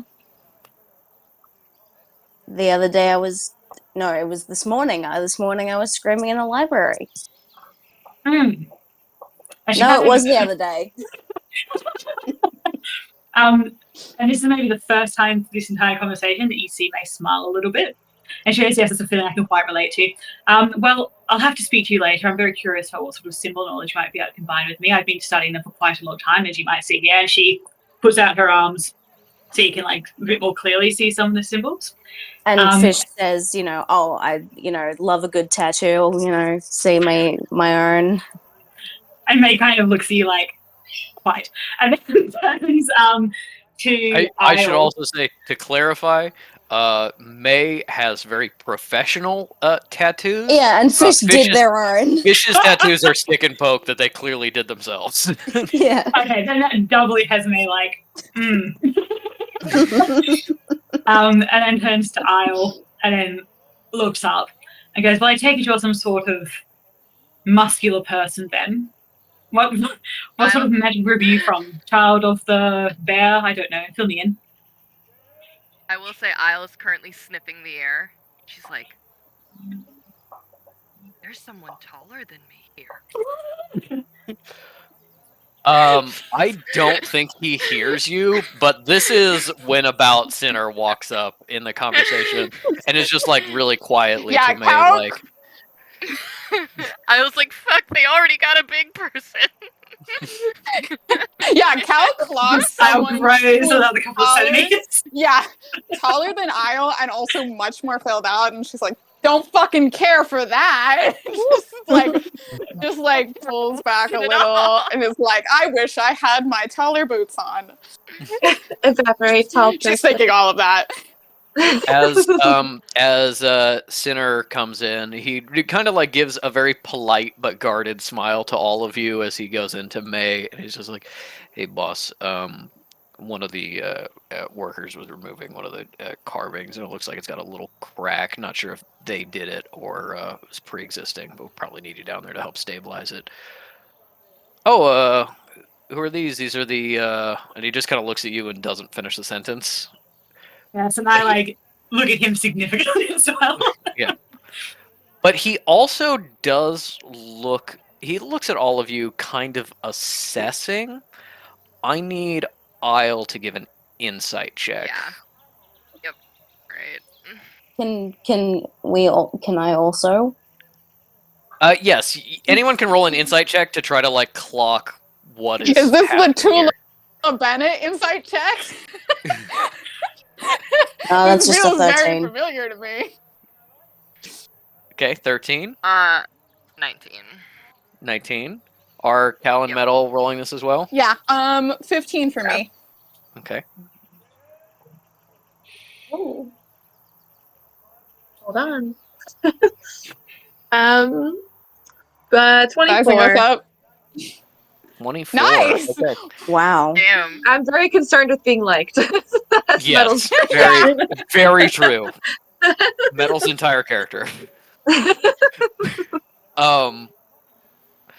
I think Fish was low enough to kind of see something pass between them, some kind of like look of maybe familiarity. I think everyone else sees that Sinner is looking at Isle like he knows her but can't quite place where she's from.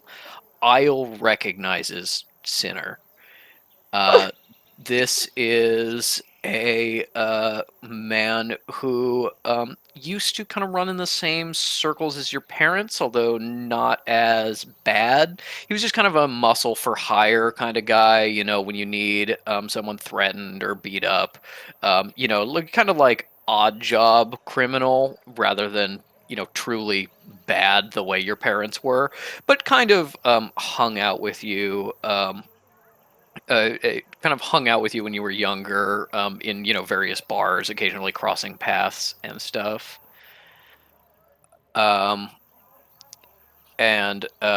He just he kind of like realizes he's staring and turns to everyone else. He's just like, "Hello, everyone. I'm Sinner Drum, assistant to the boss, Miss Gladly here. If you need anything from me, please go through May. Sorry, I know you, right? You're Lacano's kid. Oh god. Isles, Yeah. Isles doing her best to hide. Impossibly. Because there's no way. Oh, I haven't seen you since you were like, well, I mean, I'll admit, you've always been tall as shit. But yeah, I last saw you, God, was it that dive outside Vancouver? Hey, how's it going? I'm working for the sanctuary. How's it going with you? Working for May. Sanctuary, huh? Well, That's a change. it is, but I think it's a good one. How desperately would I sense that I wants to get out of this conversation? You don't have to even roll insight. It's Yeah, visible to just- it's all. so obvious. I think Cal is, once there is like a point that she's not cutting someone off, she turns to May and she's like, we should get 2 assignments. What are our assignments? So May has been observing this and is very much like, okay, I need to talk to Sinner later. So she's also eager to send you all on your way. But she's also We got it. she just go wandering through her dig site. So she points out, I guess, like a space where the other tents are, where people are set up.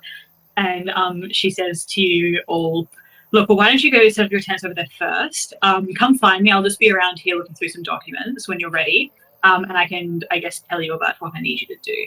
And then she dismisses you by clearly like turning away, and says to Sinner, can I get a word just over there, please? Yeah, of course. Thank You want to head into the ruin and work on that thing while we talk? Yes, I would love nothing more. And very wearily stomps off. I would- you spend 50 years in the woods and everything's fine. And as soon as you fucking come out, everybody, it's like going to the Walgreens in your hometown. You see everyone. Cal is gonna pick up her trunk, and while she's doing that and looking busy, she's trying to read if she feels like Isle and Fish are about to turn tail and like So go walk back into the forest. Very wary. Fish is holding onto Isle's wrist like Uh-huh. white knuckles. Yeah. Hey, you're right.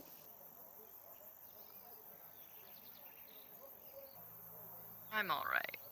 It's not the worst, Uh-huh. but it's not great. Okay.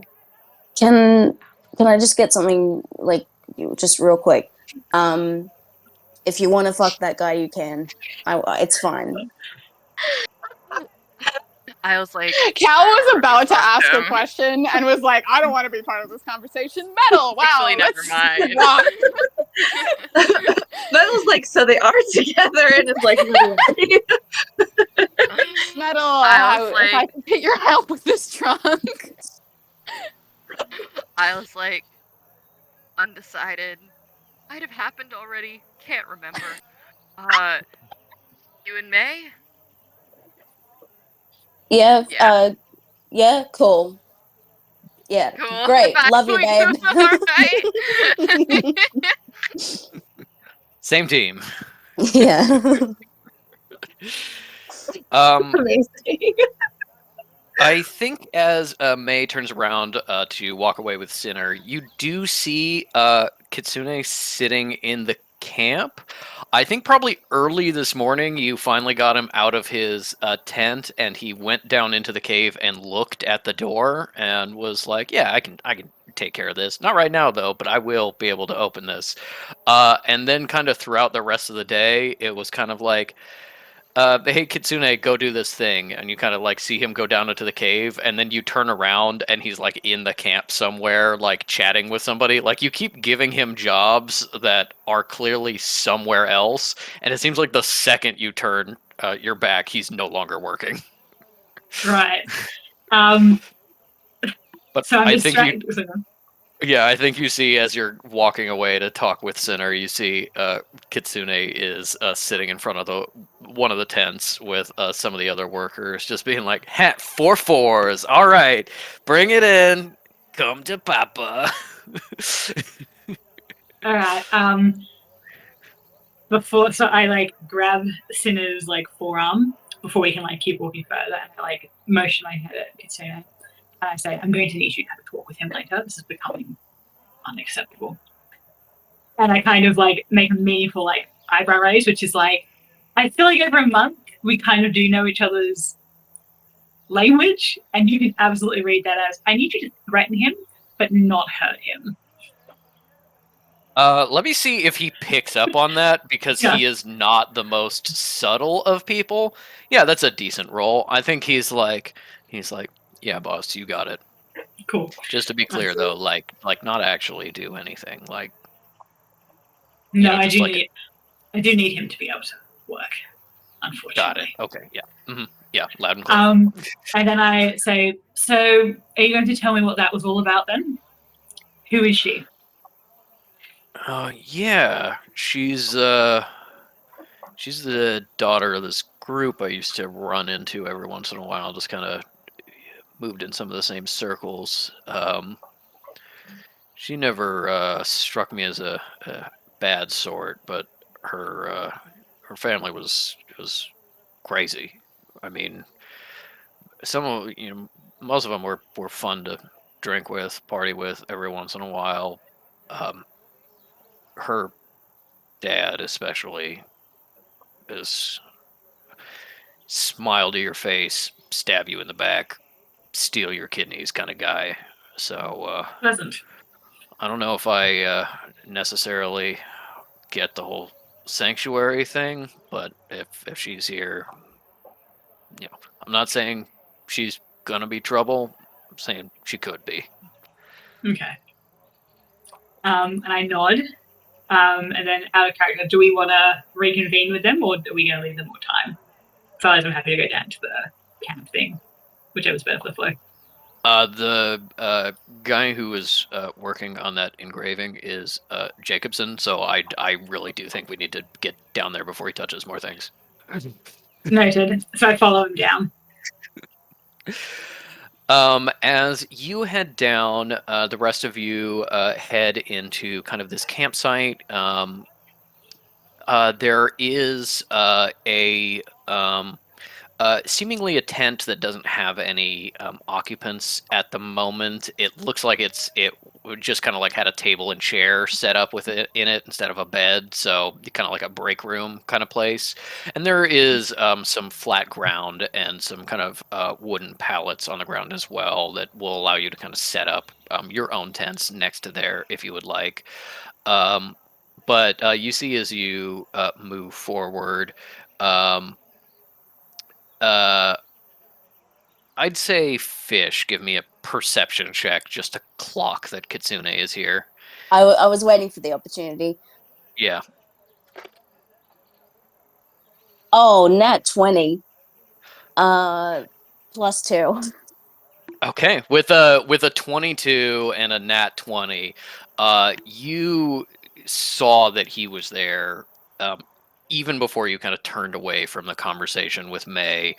You could see that this person you'd been kind of dreaming of and seeing visions of, the person that Elder Longfisher told you to seek out, is here. And you see just kind of this small, kind of squirrely looking guy, a little bit older looking, a little bit of wrinkles, a little bit of white in the hair, weird little chin beard tuft, but a big smile, big laugh lines, having a good time. With a natural 20, you can tell that he is very obviously cheating at cards, and is absolutely taking these other workers for all of their worth. And you can see that the other workers are just kind of working themselves up to the point of stabbing him to death and leaving his body in the woods, because he is taking all of their money and is really pissing them off. And it's as you're heading over to the tents that, with that natural 20, you also see the moment when he notices all of you. And it doesn't look like he recognizes you or anyone else at all, but he has this look of like, oh, newcomers. And with a natural 20, I think you recognize the look of kind of like, oh, new marks. Here's what Fish has. The thing from Spider-Verse, when the different Spider-Mens see each other. Like, oh, you're like me. Got it. Or like a Always Sunny look of yeah! Charlie across the restaurant, just being like, yeah. Perfect. You know what? Would it be terrible if I went and engaged right now? I'm asking as me, Inc.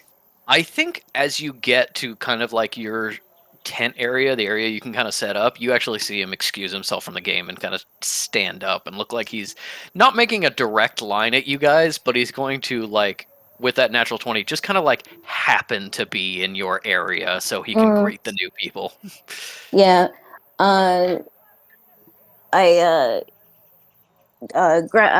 Pat Isle and just, grab Kekino, so holding him, or Kaj, patting him, just, oh yeah, look at the new place, isn't that nice? And we're gonna do an archaeological dig. And oh, who's this over here? Hey everyone, good to see some newcomers in the camp. A lot of the same faces. Oh, cool seal thing. That's really neat. Hey, nice to meet you guys. I'm Kitsune. Pleasure to meet you. Oh no, we don't shake hands around here. Come on, give me a big hug. And I think is immediately going for Metal. Sidesteps out of that. Yeah, it sidesteps the fuck out of that. For Cal. And Metal's Cal trapped gets in her a. knife. Yeah, Metal is kind of immediately trapped in a hug. And with the passive perception, Isle is the one who notices when Kitsune picks Metal's pocket. No, I was just about to say, Fish is like, Yeah. Metal, be careful there. He's got fast fingers. Yeah. Isle reaches to grab Kitsune's hand and First of all, I'd say, See what whatever does he Yeah. what does he find in your pocket? What does he grab that's kind of easily accessible? Oh Probably a gosh. notebook. Yeah, Probably a notebook. Could notebook that he thinks is a wallet. Could even be like, a small bag of leftover gold, travel expenses. Could be one of your mom's knives. yeah, I would say it's probably one of the knives. Um, he uh, he gives you a big hug, slides the knife out, and looks at it just like a little bit, and in kind of the smoothest motion you've ever seen, Isle grabs his arm and he just kind of like flicks the knife with his wrist, and it goes back in the sheath. And it's like, "Whoa, hey, can a guy be friendly Whoa. around here?" Fish like sort of leans a bit over him and goes, "Come on, Kit, you know better than that. That's not polite." Oh, what's not polite? Having her go first? You want a hug? Getting handsy with my friend? No, you can get way handsier. I'm just trying to be friendly, know, trying to pal. meet the new people, You employ Mm. an employee of Miss Gladley's. Yeah, I'm here working for Miss Happy, and I'm doing some things with the digging and such. How long have you been Mm. working with her? About 3 months. That's Can somebody roll insight on it? I won't say I'm necessarily me, but yeah. Fish knows that that's not true Yeah. already. that's So a do I 27 on his deception. Oh, Okay, okay. but- So I will take it, but But Fish I will say knows. Fish knows. Yeah. Yeah. Yeah. No, Fish knows for a fact that is not true, Mhm. because you had a Yeah. vision of him getting the call to come work like a couple days ago. Yeah. Fools everyone else, you know for a fact that's not true. Mm-hmm. I want to do this thing because I imagine that he's much shorter, so that like Fish, sort of just puts their hand on He's his probably head like just to like 3 pivot, inches shorter than you. Yeah. just going. How about you stand over here? Do you actually touch him? Yep. When you touch him, something kind of interesting happens. Piano. Yeah, first of all, you hear music that goes bow chicka wow wow, and no, as you kind of make contact with him, you feel something in your magic stir, almost like a call, and then from him a response. The sound and the echo as this little feeling kind of reflects off of you. And as you hear very quietly in the background the sounds you associate with these dreams that you have, and very subtly in response,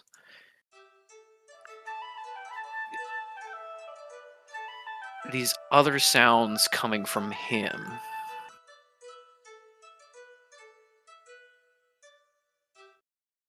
And I think for just a moment you lose where you are, as you are lost in, yes, exactly like the Ratatouille taste animation. Yes, you kind of find yourself lost a little bit back in memory, as you feel a sharp tug on your ear as you and teacher are standing on the cliffs overlooking the southern coast.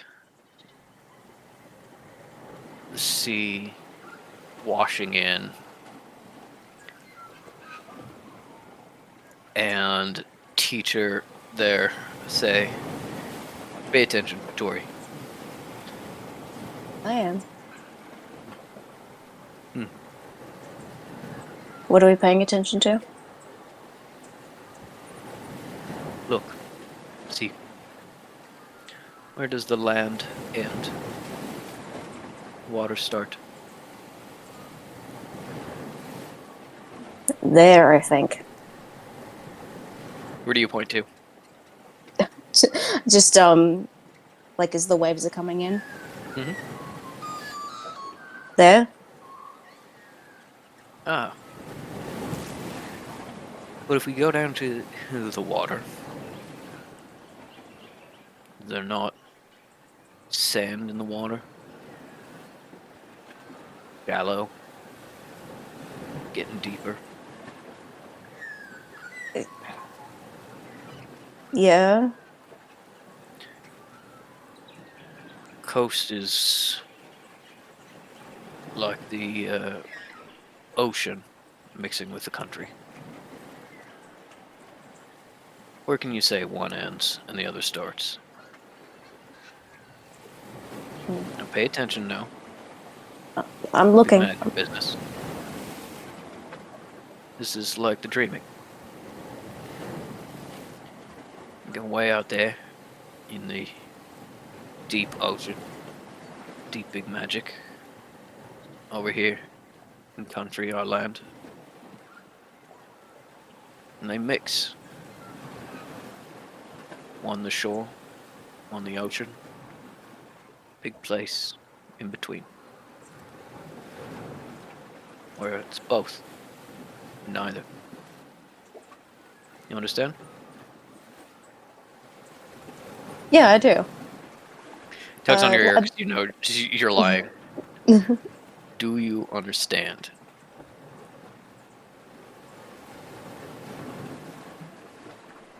No. Maybe I will one day. Yeah. He ruffles your hair just a little bit as he tips his cowboy hat backwards. Yeah. We'll find your mob one day, Tori. Come on. Yeah. Let's go. Okay. You turn away from the ocean. As you come back into this moment with Kitsune, and you feel this feeling with him, you think of that moment, and you think, his magic is from the shore. It is this place where the sand and the water meet and mix from the deeper ocean. And if that's true, then so is mine. And as you have this moment of connection kind of come back to yourself, you see he's kind of slipped out from under under your hand, and it's like, oh hey, cousin, I haven't seen too many of you. There's no hard feelings here. Mm. Yeah, I was, I know you. Don't I? Oh, everybody knows me. Mm. I think with your passive insight, you can see him get ever so slightly nervous as he's like, do you know me from somewhere specific? Oh, I think so. You're a business fellow, aren't you? Lots of wheeling and dealing. Kit's always doing business. You gotta in this world, Yeah. Gotta make that scratch. I think it would be great if you could just. If you've got business with my friends, come to me first. I will be the mediator. All right. All Mm. right. Yeah. No, I understand. You've already got the territory staked out. Yeah. Mm-hmm.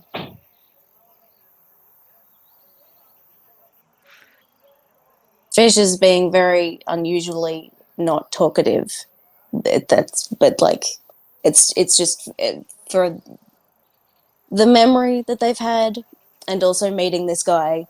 Like, oh fuck, he's real. Oh, God damn it. It's a serious moment. And they're not usually lost for words, but they are. And so it's just sort of like, you know what, fuck it. As well as what they've said very briefly, intimidation roll. Okay. Go for it. 18! Hell 18. yeah. Wow. 22! That's a 22, baby! Yes. He got very When low the side to effect dial is turned up. resist it. So he's just you are kind of implying that you know his business, and he doesn't Yes, clock I- that you don't actually. So he is getting the kind of impression of like you are a former mark that he scammed that he doesn't remember, and so he is kind of immediately looking for a way out of this conversation, and is clearly kind of like giving you a little more respect and being like, these are my friends, this is my territory, you step off. And he's just like, yeah, just wanted to be friendly, cuz you know how it is. No. Nice to meet you all. And he just Yeah. kind of like It wasn't. but fade Okay. backwards and goes into his tent with one last look Yeah. at all of you. Yeah. Fish I'll just suddenly- watches. I'll reach out Um, for Fish's hand and gives it a squeeze. I think Metal's gonna take her dagger out that he almost stole and be like, "Oh my goodness, thank you, Fish. I'll thank you. This is very important. That was crazy. We just met Oh. him, and he's just Metal, be careful around that guy. He's bad news. yeah. I can definitely see that. I will say, I think Cal felt like Fish and Isle had that situation handled, so I think she was already starting to slip back and like claim a tent and start working on something. And if you glanced over and looked at her, you will see that she warded her trunk like 3 times over with shadow magic. The tent, you've claimed kind of like the break room tent, or you've set up your own. I guess set up their own, which I'll say maybe she asked Metal for help. Okay. She was like, let's work. The scary people are being scary. Let's do. Yeah, Let's I get think you work done. That lady's gonna be disappointed in me. That really don't hot think you- lady. I don't think you have quite the tent set up yet, but you know got all the stuff out. You're Yeah, in the I was process of warding. setting it up. We were And like moving in the stuff. middle of the space where the tent is going to go, the trunk is just like glued to the wood of the deck, and you see big wrapping bands of shadow just like nailing it down so it cannot move. And then as I'm doing that, I turned to Metal and I was like, if you want anything in there, let me know. Okay, yes, maybe. And then I think she's gonna be like, well, do you think May likes us so far? I didn't get to tell her like, you know, what my powers are or anything. And I hope we're helpful. We should work on that first impression right now, and I think we should go. If there's anything you need from the trunk or anything you want to put in the trunk, let me tell right now because I'm going. And she's like switched out the boots. Like mid conversation, she's switching out to her big stompy boots that have the 4-inch Yep. heel. She's Switch adding to a to the top. non-dusty cape. Yep, Cal immediately grows like 2 inches as she's like, I'm in the land of the tall people, and that's unacceptable. Yeah. Yeah, she's very like, Oh, business, no. business. I think Metal's the only one paying attention to her, but if Fish and Isle did, you'd see that she's like, let's fucking go. There's Yeah. a woman, she is already mad at me. I think There's a beautiful once Cal is goddess. like, We need to appease her. literally, I think Metal's like, oh, okay, oh my god, and it's just like grabbing her stuff, and it's like, okay, I'm with you, Cal, and or Collisionist, and it's like, you know, toddling after you. She is like, I've got Metal's following me, cool. Don't give a fuck about the other two. They can do whatever they want. They can go fuck in this tent. I don't care. Let's go work. So, march. What does Fish and Isle do after this confrontation with Kitsune? He is like gone, fully like zipped up his tent and like, you know, put something against the flap. Mm. I think Isle's most concerned about Fish. I think this is like the most serious she's ever seen them, and is, I guess, trying to communicate non-verbally. Like, do you wanna talk about it? What do you wanna do? Yeah, don't fuck that guy. Wasn't planning on it. Just making sure. Anyway, I've got Eldritch Sight, so I'm gonna go and do that. Yeah, Isle follows behind. Okay, Kekano's going with you too? Yeah, he's here. So you just kind of like dump your stuff at this tent that Just Cal fucking and put it down. It Metal. doesn't matter. Okay. Yep. All right. Good. Yeah, as you head over to where it seems like kind of the nexus of this dig site is, do you activate the Eldritch Sight kind of up top, or do you wait till you get kind of into the ruin itself? Up top, just to see if there's anything of note. Just scanning the area.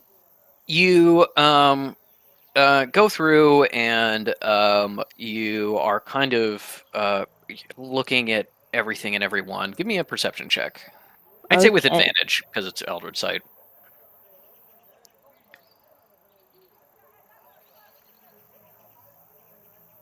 May I tell you when I rolled for both of them?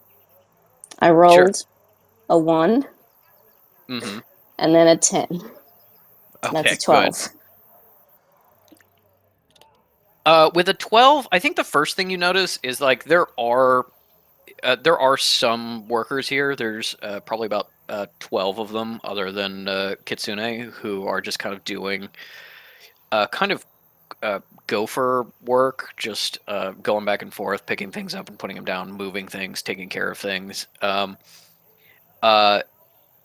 People are going down into the ruins and bringing stuff back up, but you're not kind of sure how productive everyone is being, if that makes sense. This is kind of I think even with a 12, you get the sense of being like, none of these people except May are professional enough to actually help that much, but also if May sees them not working, it will be trouble, so you have to like find work to do. Fish recognizes that vibe and is Yeah. also thinking, I miss teacher. Yeah. That was probably every night when you made camp with teacher. Yeah. What is the least amount of work I can get away with while seeming really busy? And you also notice with your Eldritch Sight that these workers, most of them do seem to have kind of a spark of magic. They are sorceress born or gifted in some way. It's pretty small. Nobody here seems to have any kind of real talent at magic, although you can see through kind of the walls of the tent, almost kind of shadowed by the fabric. You see a little bit of a stronger glow coming from where Kitsune disappeared, which implies that it's even stronger without the fabric of the tent. So he's one of the more magically gifted here, and that everybody else is pretty weak. Kind of like, you know, people who are in the magical world but don't necessarily have the talent to actually be sorcerers. So they get job opportunities for being essentially magically aware. You know, being able to do work for sorcerers because you don't have to keep the secret. But you see some like very small magics. You know, you see an elementalist who can kind of like kindle just a little bit of fire in his hand to light the fire and stuff like that. Just very, very low on talents in general. As you get closer to the to the cave entrance, there's some work tables and some storage racks and stuff like that, and you start to see more sparks of magic from magical equipment. And you, even with a 12, you recognize some things that look kind of similar to what you've seen in Goph's workshop, of just kind of like assessment equipment, trying to figure out what things do magically, create new magical items. And there is like a entire little like storage area that has shelves and boxes and stuff, and a bunch of them have magical glints, and you can see like little relief carvings, pieces of rubble that have been pulled out, little kind of like clearly broken pieces of like arcana that were probably magic at one point, so have like a little spark in it. The strongest glow is coming from a series of boxes on a specific shelf that the boxes themselves are also glowing very strongly. And give me a symbol magic check.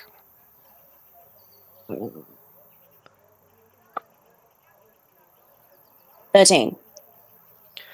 With a Was that with advantage? No, okay. I rolled a 16 and I've got -3. Yeah, but do you have advantage because I gave you all my notes? No, not on this. With a 13, you do recognize some of the symbols on these boxes as being kind of like in the walls and in like the ceiling of Goph's workshop, and you get senses of like magical sealing and suppressing, of being like, Goph probably didn't bother to explain it to you, but probably when Jaw was walking through one time, he's like, yeah, we've kind of got this like magically kind of contained, so that if Goph blows something up, just this workshop explodes instead of the rest of the sanctuary. And you get the sense that these are magical sealing boxes, and that these contain things that are stronger magically, and therefore potentially like a little dangerous, or a little stronger, a little volatile in some ways. And then as you get close to the entrance to the cave, things get stronger and stronger. And then a glow of two fairly powerful sorcerers, as you see May and Sinner kind of climbing their way up at a diagonal on the kind of rope bridge that leads them down into the down the slope into the cave itself. Well, I share all of this with Isle, probably in whispers, but like, okay, so that's a fucking thing. And I saw that in Goph's workshop. He didn't tell me what it was. I didn't care what it was either. Magical sealing stuff. Magical seal. And I am a seal and I seal stuff. Yeah. We also might steal stuff. Dad, is stealing wrong? Not when it's cool. No. Listen That's to your kind mother. of my question. Like, sometimes you're like, Kekano, don't take things. And sometimes you're like, Kekano, you should take things. It's very confusing. Sweetheart, you just do what I tell you to do. Okay, Dad. Isle has a flashback to her father, like, wait a minute. Yeah. No. Oh god, the cycle continues. That's not cool. Retracted. No, it's too late. It's out there. Ink knows. Fish doesn't know, but Ink knows. Yeah, very much the same conversation you had previously, when you were like, Kekano, you shouldn't lie, and then like a day later you were like, Kekano, lie to Cal about this thing. Yeah. Rope bridge. So I assume we're trying to go meet up back with May and Sinner. I think you were just kind of headed towards the ruin itself, kind of check things out. Maybe seeking them out specifically, or just trying to go in. You're just kind of meeting them at the entrance. Yeah. Are they like on their way through like the rope bridge, or are they like heading away from us? I should say I said rope bridge. Basically, instead of cutting like stairs down to get into this Mhm. cave, you just kind of cut a ramp, and then you've got a rope with a bunch of knots in it, so you can kind of like not lose your footing as you get up and down. It's not a rickety bridge over lava. Yeah. Yeah, no, I'm it's not. imagining National God Treasure. damn it. Yeah. And you can see that there is like another hole with kind of like a crane construction that looks like it's for lowering kind of things in through a Yeah. hole in the roof of the cave. But this is how people get in and out.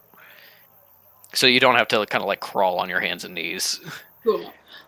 Yeah, Kel's just trying to get to fucking work. He's like, hey, we need to stop dilly-dallying. So I think I'm done dilly-dallying, so don't worry. No, that's not about you, Ink. I enjoy it. It's just Cal's anxious.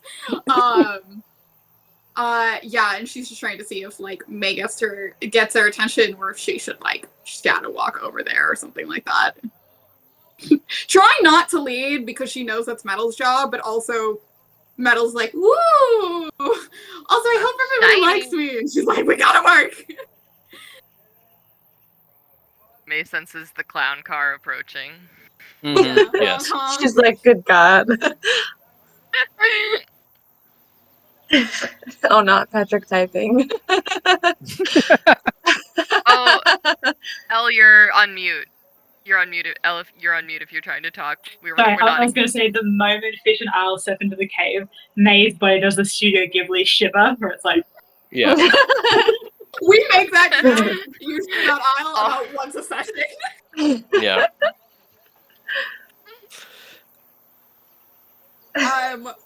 When May notices them come in, is it like, how far away is it like shouting distance or like speaking distance?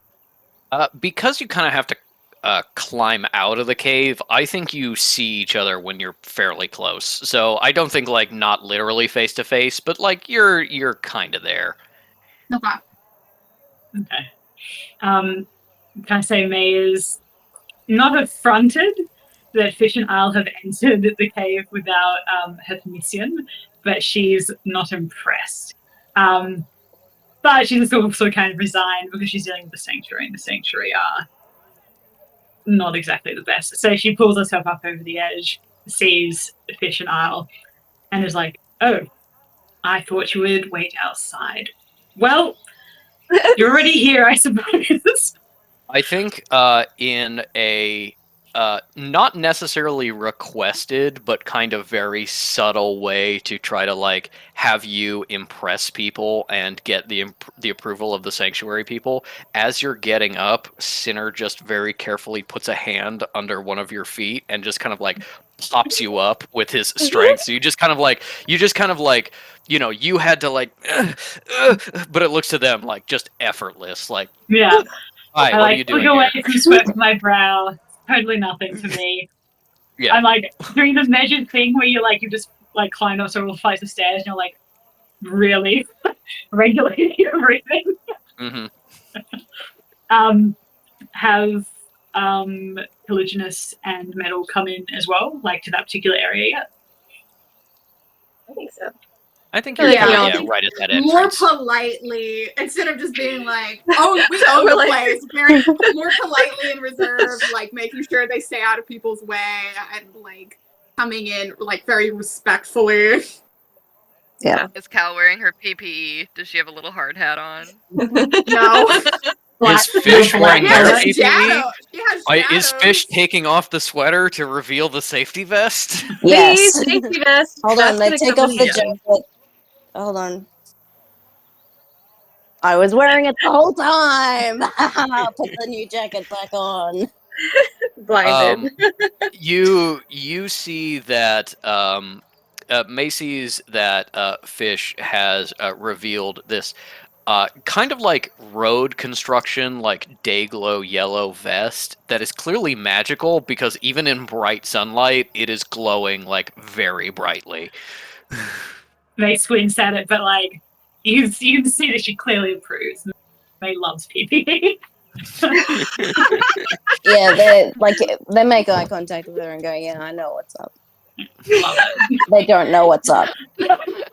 May loves PPE, also carries a whip at all times. Hey, that's also PEPE. You're Yeah. like, put on your hard cap. Protecting me, all right. May gives Fish a very respectful nod, like, well done, sort of like, okay. I'm mildly impressed by this foresight, and then turns to Metal and says, apologies for not having the chance to really introduce myself properly earlier. As you can imagine, working with a uneducated lot of people who are here purely to move dirt from place to place means that I have to do a lot of work. Sure. I was informed very last minute of your arrival. Are you here purely to help with digging, or is there something else? Are we allowed to talk about it? I forget the context of like. Yeah, break. Does May know there's a bomb? Do we know? Yeah. Like, can we talk about? I will say above the table, May knows what Mordital's ampule is. May does not know that the Canadian Sanctuary had it. It was just this item kind of legend. Nor does she or anyone know that it's missing.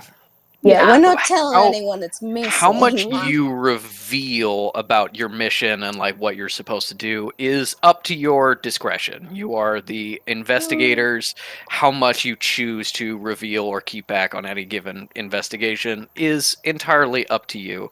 But if you do have to, find things in this dig, find evidence, it may be better to have May on your side. On the other hand, if you need to remove things from here, it is probably better that May know as little as possible. So that's kind of the tightrope you're walking. As Metal kind of struggles with thinking of what to answer, I think Caligulus answers, and she's like, I believe I could provide more help than digging, and you may assign the others as you see fit, but Fish and Isle will probably be more help providing our tasks and staying out of your hair. And I will say, I guess, I don't know, is it rolled to see if she's being a bitch or she's being clever? What do you think, Patrick? I think that's up to you, but I think May can roll an insight to try to see kind of like how helpful you actually will be. And if you guys want to roll insight too, being like, is Cal really like fucking dismissive or like... I got a 6. Oh, great, love that. I was like, I get it. I was like, yeah. Wait, no, I rolled a 6. What'd I get? It's insight, so it's 8. Sorry. Mads, Vienna? Well, I got a 21, so I might as well take it. Yeah. What about you, Mads? Yeah. 23. Cool. God damn. Fish has no fucking clue, thanks Cal's being a bitch again. May just this like, woman okay, is cool. Impossible. Yeah. May's like, cool. She's has as little faith in her people as I do mine. And Metal and Isle would both get the impression she's saying, I'm going to be front and center and directly working for this woman. Metal probably will too. Fish and Isle, you go handle that secret shit. While you're out of sight, out of mind, go figure that out and do the actual mission. I'm just here to be competent enough to distract her, and that's her plan. I also think with with those high insights, Fish is not necessarily sure how they can help. Maybe it is more of a like, yeah, I'm useless here, I'm just gonna go do secret shit. I think with those high insights as well, Metal realizes, well, we're underground, we're in the earth. I'm an elementalist. This is kind of my jam. You may be able to kind of bend your talents to like looking for new caves or kind of like voids in the rock where new rooms can be. You might be able to say like how structurally sound the cave is and stuff like that. You might be able to help in that way. And I'll maybe able to, be some kind of digging creature to kind of like dig through the earth to find new like potential sites. Kind of a high risk, high reward Avatar: The things. Last Airbender. Sure. Yeah, you can be a Oh, badger mole. Badgermole! Yeah, dig a secret tunnel. Yeah. That's not necessarily what you want to offer. Those are ways you could help as you're kind of seeing this new environment. I think Metal, do you want my vest? oh, she's like, oh, well, maybe. I've been wearing it the whole time, so it's gonna be warm. I'm pretty sure Metal bought that for Fish. Yeah, she did. Yeah. Yeah, so she's She gonna, like, didn't buy it. Garth gave it to her, and Yeah. Metal gave it to them. I took it out of the box, but she's like, oh, I got that for you. But I mean, yeah, you can give it back. okay, I'm just gonna put it on. Yeah, be safe down here. Don't let that fucking guy near you. I won't. Yeah, so she's gonna as she's putting that on, she's gonna say kind of like say how she's an elementalist and like how that's gonna be super helpful down here, and like I can do like a lot of cool stuff and like move stuff really easily, that kind of thing. Yeah. May loves that immediately, and kind of like you see her almost go to grab Cinna's arm in excitement, but then she kind of doesn't, and she turns to you and says, "Can you tell me what's beyond the door?" What door? Wait, so Oh, can they not see the door from? Can they see the door? From No, the back? you're kind of at the entrance of the cave. Okay, You've got to okay. get them, and as you get this excitement, Yeah, Tal clocks the eagerness and was like, yeah, Sinner came up behind you and is just She's kind of a- like leaning Oh, against the it's side of door the cave, freak. and he's just kind of like, boss, why don't we give him the tour? See what they can do. Excellent idea. Sorry, I got quite ahead of myself. It's been a very long month of not having answers to the questions I want. Before I get Cindy here to give you and your other friends some odd jobs, why don't you all follow me down to down this rope, which we call the bridge, but it is a rope, and I can show you just exactly what it is I'm doing here. And she kind of like turns around and just assumes you're going to follow her and immediately starts like climbing down the rope. Mhm. Tish says, "Sweet." how far down is the end of this rope bridge? The path down is probably a good 20 feet. Cool. That you can get down, and Sinner seems to be kind of like taking up the rear and like offering a hand to anyone who like kind of needs help down or needs help getting started. While everybody's like kind of waiting, I'm assuming Isle's jumping towards it, but she's like, summons Shadow in her hand, and she's like, I can send anyone down there who doesn't want to lock down. I will not be doing that. Oh, you don't want help, little lady? Long veiled stare at that, and she says, I can handle it myself. I will shadow walk. All right, fair enough. Metal goes the way that everybody else is going to go. Yeah. It's like anyone, nobody, cool. Disappears. Ellie, it's like, did Fish want to? No, just saying bye. Yeah. Bye, So Ellie, it's like, bye bitch. Ellie, it's like when in the later Harry Potter movies, they forgot that wizards can't apparate in Hogwarts, and they have the Death Eaters do that like big fucking cool shadowy whoop. Yeah, so she straight up disappears and reappears at the end of the path. She becomes like a narrow, like dagger trail of shadow looping down into the cave, and then sort of steps out of a pool of darker shadow at the bottom of the ramp, probably ahead of you guys as you go down the normal way, because she travels this way so fast. As Metal and Isle Isle rolls down the hill. Actually, give me a if that's genuine, Oh, give me no. an acrobatics check. Acrobatics or athletics. Crumbles immediately.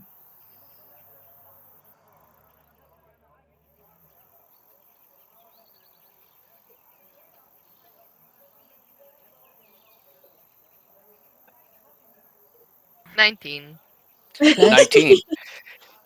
You see Sinner kind of like offering a hand to everyone to help them down. You see Metal kind of struggling down the normal way. May is just like so used to it, doesn't even realize it's like a potential obstacle for other people.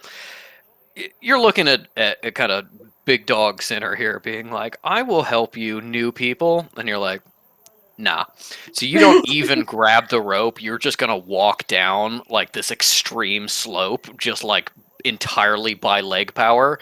And with a 19, you stumble a little bit. There's a couple of times kind of a loose rock as you're climbing down almost spills you. But you get down there just like look at how like impressive I am. Just like Metal struggling like, oh, okay.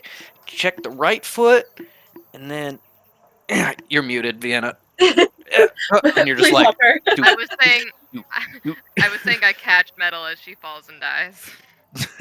Yeah, it's like one of those like I fall right into your arms. Perfect. Yeah. Beautiful, stunning. I want to say we left Hekino up top, and it's like the beginning of Alice in Wonderland, where it's like, goodbye, Dinah! Goodbye! Is Kekino not coming down with you? Well, wouldn't it, like, isn't he gonna have a tough time holding on? Yeah, he's shit at climbing, but Yeah, so, have okay, any hands. goodbye! I was like, Guys. oh, teleported him down. Wait, I will say, if you guys actually were like, if you had put Kekino down on the ground and Kekino had been like, oh, Okay, please, Cal took Cal him. would have taken him. Cal took him. also Sinner is totally fine with grabbing him and bringing him down. Yeah. He's not touching my boy. No, Cal took him. Mm-hmm. Yes. I can save this for later, Standing but with Fishkin wants to interrogate that man. Too hot. Too Um, hot to stand unquestioned. Sinner, offers help, but everybody is just kind of like, nah, I got this, and gets down their own way, and then he climbs down after you. As you get down there, the sounds of the forest start to dissipate as you get deeper into this kind of cave system. The workers in the background get a little quieter as they get farther away. And you see a cave of dripping pools and some long roots poking down from the ceiling.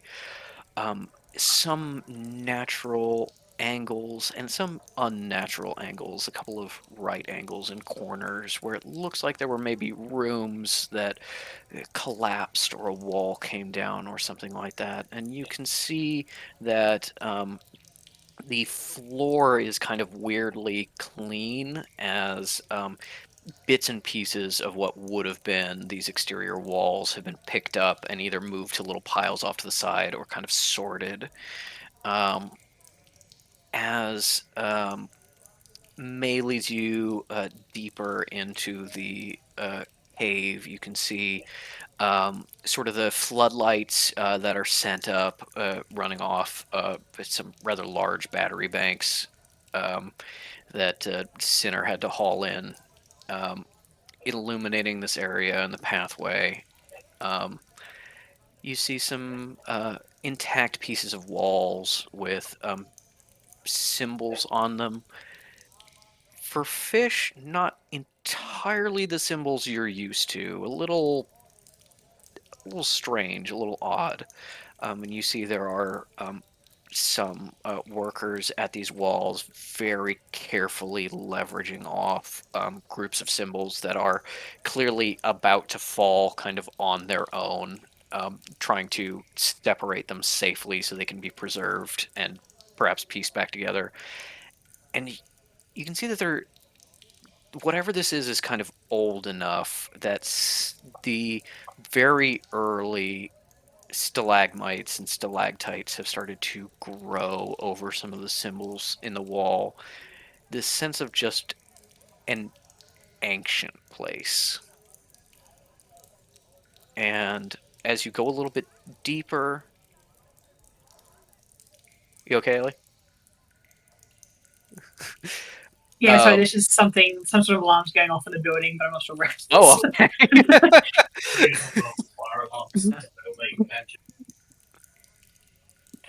Oh, good. Someone's fire alarm, we reckon. Go on. Cameo! Secret Death Star!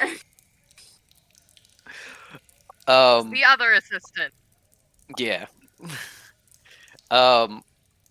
As the as you get deeper, the cave starts to become less and less natural, as you are now ducking into cracks and holes into kind of full rooms that are, where you study, not really where the assistants are going, because nothing here that you can really trust them the assistants. Unsupervised. But you've now trained Sinner to the point of being like, if he's not necessarily good with excavation and cleaning everything up, he knows what he can touch and what he can't touch. So that's still kind of a better level than most of the other people working here. And as you get a little bit deeper, you come to the door. The room you're in is kind of an antechamber of some kind. You've been calling it the foyer.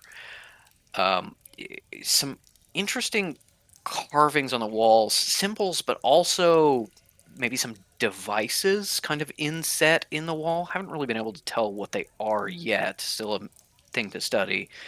But the big wall, the big door blocking your way, is no longer stone. It's this dark kind of green metal going almost 15 feet high, completely sealed, barely even a seam showing where the two doors meet. And in the center of it, almost as big as your head, is this very rough cut, like green gemstone. And the couple of symbols that are carved around it, you have been able to translate, seem to be kind of the standard lock associated with this planar lock, which you've heard people who have a certain set of powers can unlock, and that Kitsune may be one of those. And as you are going through, for different reasons, I want Metal and Fish to give me perception checks. I'm would assuming also mine is love still with to- advantage. Oh yeah, actually. What was that, hon? I would love to roll religion for signs of the ancients or the faceless ones, and then just a general arcana if you would allow me to do both. I'd say you can do both. Yeah. Cool. Can I also do a symbol roll as well as my perception? Absolutely. Okay. My perception And I is will- 11. And I will say Metal rolls with advantage because you are in a natural environment. Okay. Yeah. Perception was 11. I got a 16. Do you want mine yet, or Let me handle the two of them first. Cool. With your with Metal's 15, you said? 16. 16. With Metal's 16, you do get with your elemental sense just a little bit of feeling of some holes and spaces behind certain walls. Not really sure if they're new rooms that have been undiscovered or new kind of natural caves. It's kind of hard to tell with a 16 whether this ruin was originally at ground level and has just been buried over, the centuries and centuries of time, or if it was kind of a natural cave system that it was built in.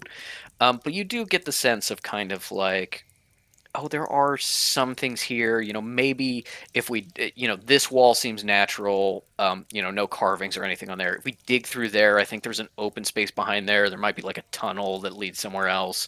You kind of get a general sense of that. And you can also get a sense of kind of where the cave is getting a little weak and may need some shoring up if you're going to do things like take out walls and things like that.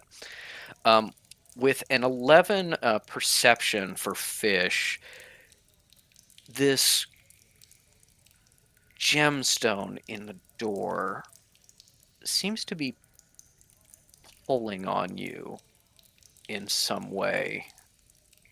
Just calling to you a little bit. And then you just kind of like shake it off. Like, that's weird. But as you think about it a little bit more, you're like, Kitsune is here to open this door. Kitsune says we're like cousins or something, and something felt familiar. Maybe I could open this door? If I knew how? I would also like to do Eldritch Sight on the gem. Yeah, do Eldritch Sight on the gem. You also need your symbol check. Yeah, that was a fucking 6, bro. Okay. Every once in a while, you notice a symbol that you kind of sort of recognize, but you are just kind of, in the beginning of your education, you're still trying to learn, like, the difference between kind of symbols as written record and symbols as magical effect. And so you're kind of like, oh, I know that. This is kind of like a protection, which could mean, oh no, wait, they're doing it as like the word for jar. Okay, so this is a written record. Like it's very much like every once in a while you'll find something familiar, but you can't kind of put it in a larger context. And with Eldritch Sight, you can see that the door itself does not seem magical in any way, although there is some kind of like magical reinforcement around kind of where it seems to slide into the wall or something like that. The gem itself is kind of deeply magical in kind of an exact way you haven't seen before. Something's a little bit off and strange about it. I think then we need Cal's checks, and then if Isle wants to make any rolls. I have want to 8. see if the devices are torture devices. Sorry. Okay.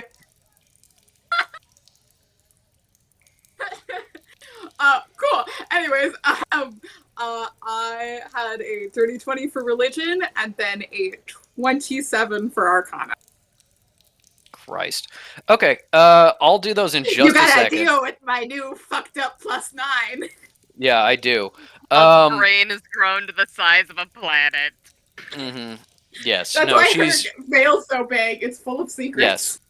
If you She doesn't have a head, she's just brain. if you took It's off all her veil, she would look like Sheen from that one episode of Jimmy Neutron. For Isle, you can go ahead and give me like a perception check or something to try to look for torture devices. Well, I just know that there were devices we didn't know what they are, and her immediate Yeah. thought is, are they Absolutely. torture devices? If you want to focus on these devices and try to figure them out, absolutely go for it. Yeah. 100% support you said perception, so I'm going to take that because that's my highest stats. I don't know Yeah. what's going on this session. I'll send you screenshots, but it's a 24. All right. I don't know what the fuck's 24. happening. Uncle We're gonna be in loves you combat, too and I'm much. gonna roll only one. Yeah. All your saving throws gonna be like -1. Yeah. You get focused in on some of these devices in the walls. You see one specifically that has kind of a hole that goes into the wall, and you can see some like sharp, pointy things in there. And you're like, I mean, like it doesn't look like a traditional torture device, but if you like really stuck your arm there and you like try, you couldn't like pull it out because of the way the spikes are going. You know, it's like, why would that's so weird. I realized we're in Indiana Jones and it's booby traps, but I probably wouldn't figure that out. But Vienna does. Vienna knows now. This specifically does not look like a booby trap, but there is some what have clearly been kind of like deconstructed, disarmed, kind of like booby trap things. And then with Cal, it was Dirty 20 Arcana, 27 Religion? Dirty 20 Religion, 27 Arcana. The one that will really fuck you up. Okay. This is what I was born for. For the religion check,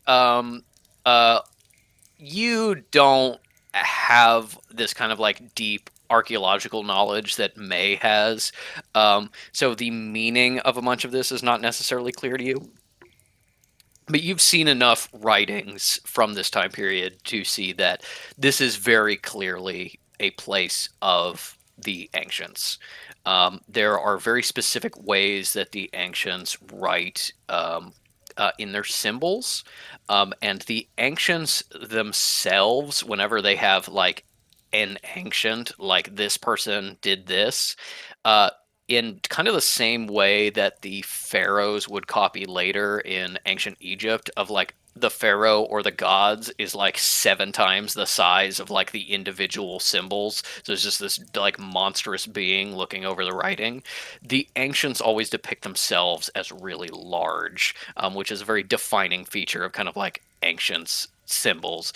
You don't know enough of kind of the academic literature to know what that means. May has studied this and knows that it's this kind of recurring debate about like, were the ancients like actually human sized and just kind of grandiose, or were they genuinely like 15 feet tall? It's kind of hard to tell, because sometimes there's these big fucking doorways and sometimes there's like normal doorways. You know, never really found a body of the ancients, at least as far as you know, so kind of hard to tell. But you're like, okay, yes, this is definitely an ancient's ruin, even with your kind of, you know, general knowledge rather than specific research knowledge. You know, this is a place of the ancients, and you do see a few symbols that you know represent either the faceless ones, the servants of the faceless ones, or the general kind of dark forces that the ancients would use to depict people who opposed them, which could be the ancients, and in later years from the archaeological record is like enemy ancients slash revolutionaries against the ancients' rule slash actual monstrous creatures slash leftovers from the faceless, you know, whatever, just kind of general enemies. But it's just kind of this like symbol of the faceless. And so with your Dirty 20 Religion, you're like 100%. I don't have the expertise to know if this is like fake or not, or like what time period this is. This is a ruin of the ancients. This is something very important. And with your 27 Arcana, you can kind of see very much the outlines of effects of being like what you can see of this room as you came in. And this is one of the more complete rooms. You know, there's kind of a big hole in one of the walls as you get in, but you can see that at least what has survived of kind of the symbols and the way this room flows. This entire room, and maybe even every room that was here, is sort of a complex magical construct, and that maybe this entire facility or ruin or whatever is some sort of magical construct. Something about being like the largest and greatest works that we as like modern sorcerers and especially symbolists can make, like the biggest and best things, your desolation engines or accelerators or things like that, that is like a symbolist or arcanist like greatest work is like what the ancients would use for decoration. Like this entire area is so magically dense with power that is like totally normal. Like if you can't get this because you don't have any kind of symbol knowledge, but it's like how the ancients turn on the lights is like the equivalent of like a sorcerer today like summoning a portal to another dimension. It's just that like gap in magical ability that it's so normal how powerful it is. And you also get on the door specifically that this is some sort of magical sealing, magical opening device. You don't see any way to activate it. There's no obvious kind of activation, opening, way to get around it. It's solid, and you really don't see any way how it opens. Now, would I get from that this entire room is like a sentence or sequence that needs to be completed to open the door? With the 27, you don't. You kind of. It's really hard to kind of keep track without symbol knowledge of what flows into what, but you get the sense that like you've seen Goph make an item, and this is an item that does a specific thing and has the symbols to do that specific thing. This room is designed to do like 27 things, and it's all kind of built and woven into the same like string of symbols. So being like, this room doesn't necessarily need to be complete to open the door, but there were probably like machines or experiments or effects or something that would take place in this room that does require more complete symbol work. Gotcha. Do I completely eliminate the possibility of sigils being able to open the door if used correctly and if I have the language for it, or do I just not have a conclusive answer either way? Without symbol training, May has studied this really closely for quite a long time. Without symbol training, just looking at kind of the way this room is set up, it's like for a moment you're like, yeah, I feel like this kind of flows naturally to this door, and if you put a symbol somewhere it would open, but then you kind of like try to think about where the symbol would go, and you can't. There's just kind of like this, like it's almost like this entire door is designed to draw your attention to a keyhole, and the keyhole is not there. Got it.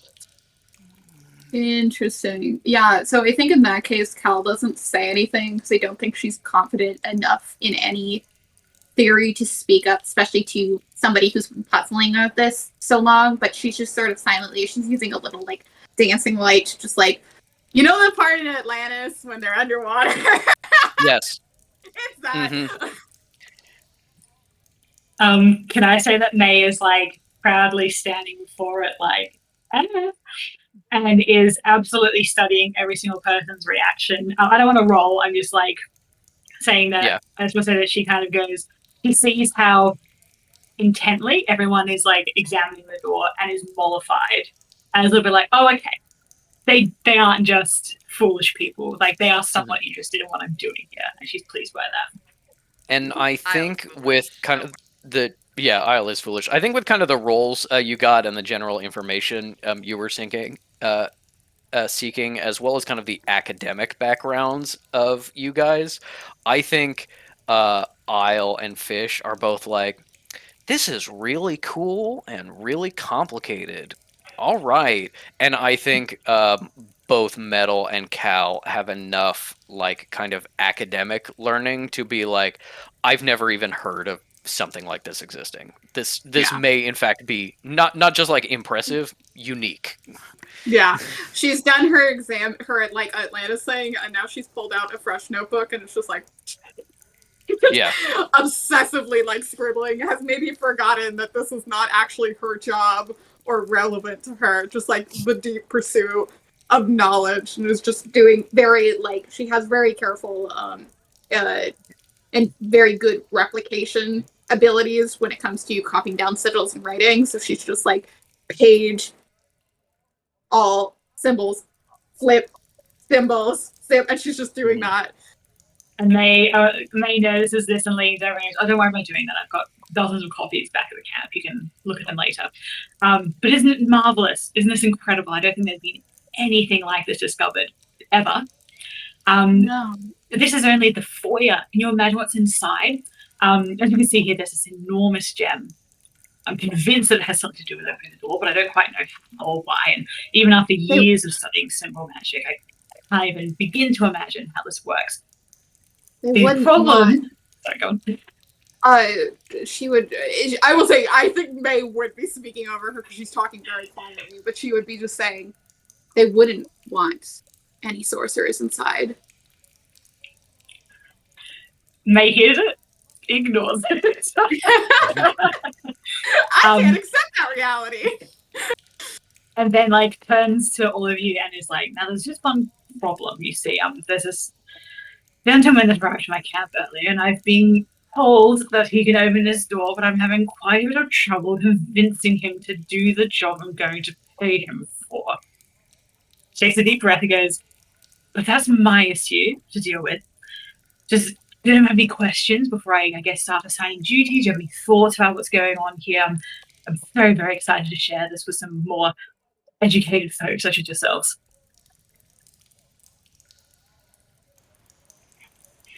I can talk to that guy for you. And May looks at Cinna and then goes, "Well, you're certainly welcome to try, but I do think I've got that covered, though." Sinner has just kind of been leaning against the wall, kind of like, you know, he doesn't super understand all the symbol stuff, the ancients, this kind of dig. He just knows it's really important to you, and he is kind of like basking in your appreciation of their appreciation, just like, yeah, I am also a part of this, just kind of by being here. I appreciate that she's appreciating it.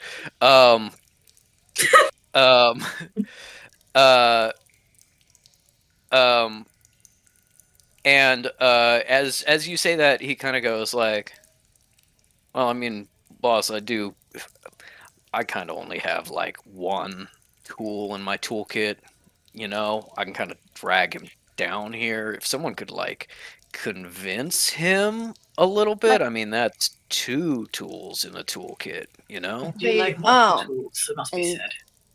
Fish like friendlily, smacks Cinna with the back of their hand, like, "Oh, I can convince people." It is like smacking a rock.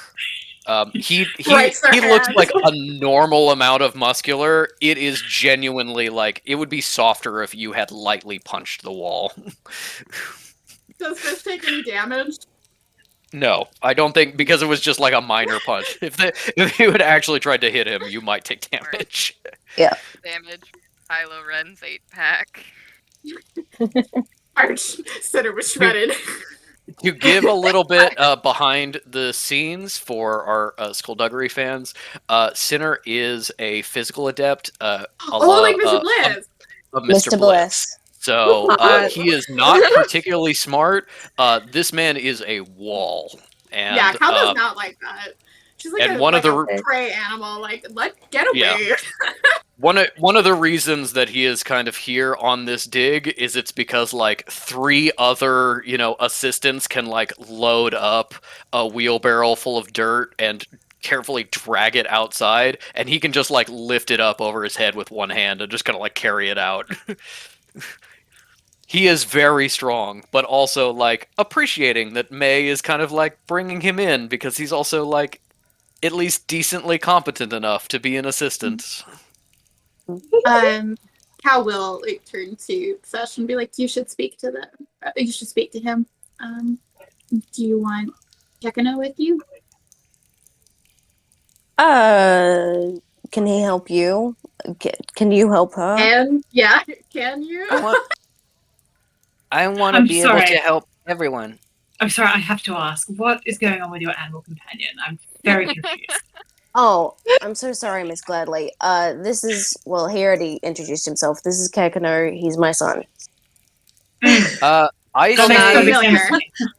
I say Familiar. May should make a symbol check. A symbol or arcana. Well, it's 17 plus 2, so that's a dirty 20. Okay. You see a small dick drawn on Kekano's forehead. Yeah. with a dirty 20, you don't have Fish's ability to kind of like see the nexus of magic, but you can kind of peek behind the curtain just a little bit to kind of like see how something would be created. And so you do get the sense that Kekano is not like a physical seal. He is some sort of like construct made of magic. He is magic given like physical form and shape, which is something that you've heard about. It's pretty rare for that to ever happen or be possible for someone to create. But Kekano is just like, Yeah, this is my dad. And I'm Kekano. May just kind of Do you want to stares. see? I was like, Do you want to see a trick? Yeah. Show the trick. Okay, watch this. Kekano is brown South New Zealand fur seal with a little bit of kind of green patch on his chest. He looks at you and then he really scrunches up and he goes, and his fur slowly changes to the white of an Arctic fur seal. May is immediately enamored and is desperately trying to push down a whole bunch of questions she wants to ask, but she knows she doesn't have the time to like obsessively try and figure out just what's going on here. So she kind of like stares at him very intensely and goes, "That was very good. I can't wait to see more." Thank you. He's good. He's my good boy. You know what, Kekano? I feel like you'd be appreciated down here. How about you, check out the door, and I'll go upstairs and talk to old Kit. Okay, Dad. Yeah. Oh wait, I sorry, think you've met Kit already. In a certain sense, I feel like that's why I wanted to talk to him. May doesn't say anything. We just nods. She wants to know though. Yeah. Sinner is just kind of like a little awkwardly like, just to be clear, he didn't steal anything from you, right? You've kind of all checked. You all got your wallets and everything like that. I tried to get something off metal, but God damn it. Yeah, he didn't get away with it. It's fine. Everyone It's fine. I have raided our possessions from our campsite. I'm glad to hear it. He's not the most trustworthy fellow. Stinny here did try to impart that upon him, but I suspect he's going to take a little bit more convincing. Boss, How long are you? Boss, I gotta say, we'll see how useful this guy is. I think after he's opened this door, I don't know if there's more doors or whatever. Maybe just cut him loose. He sucks. Yeah, Cal's like nodding along with us, and she's like, "How many chances are you willing to give him, especially if he hasn't actually done any work?" Look, I'm not the expert. My understanding is the people who like claim to be able to open this kind of door pretty rare. So I guess you've been we're willing working to him put up with a lot for of him. shit. You've been working with him for 3 months, and he hasn't done any work. What? No, May it came this like time is like a day and a half ago. He told us 3 months. All right. You he believed likes him. to lie. Then yeah. You believed him. I was like, Crosses her I arms, also glowers I also believe through the it. veil. Incredibly mean, considering Fish also would have believed him if Fish did not literally know differently. Yeah, but they did, so. Yeah. Hey. I've lost track of where we Before- were. to be honest. I think if Fish is gonna head off, Metal's gonna be like, oh, by the way, and then I got one of these, to use for the group and give you one of those sending stones. Oh, I take it rightfully, and then I go, conveniently, Oh, I also also- have several. Oh, sorry. We can also use the seal. I mean, Yeah, I'm giving that Kekino to phone. Fish. So, Oh. yeah. Um, As long as I'm close enough, I should be able to, send a little message through my boy. And I've been practicing, and it's even a little bit farther now. Yeah. Good job. oh, Well, look, to be Metal. perfectly frank with you, you are kind of in a very highly sensitive area, and I'd like to have a bit more direct access to you. Also, I do have some sending stones on me. She passes them. I think I've got 4. Do I have to hold on to one myself, Patrick? Or Yes. okay. You can, if you would like. It would take a little bit of work on your part. You are as a Arcanist, you are talented enough to be able to kind of link the sending stones together. So essentially, you could make a network of 6 instead of a network of 4. But it's up to you. Yeah, Metal let's do also that. has What a do I need set to do? that Metal also has a set that she can loan as long as we're saying they can be switched back out. So we'd have enough if Metal.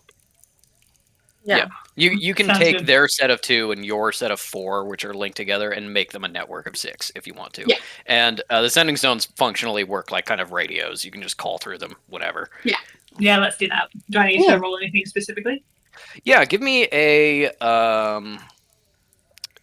I guess give me a symbols check. Plus Arcana, yeah. It's an 11. I think it would be +3. So yeah, what'd you roll? Yeah. I rolled an 8, so 11. It takes a little while. You're like, oh, we're down in the cave. I probably need to get some of my tools upstairs. But yeah, I can get this. It'll just take a little bit. So it's probably not like a right now kind of thing. You can Yeah. absolutely handle it like in the next hour or whatever. Cool.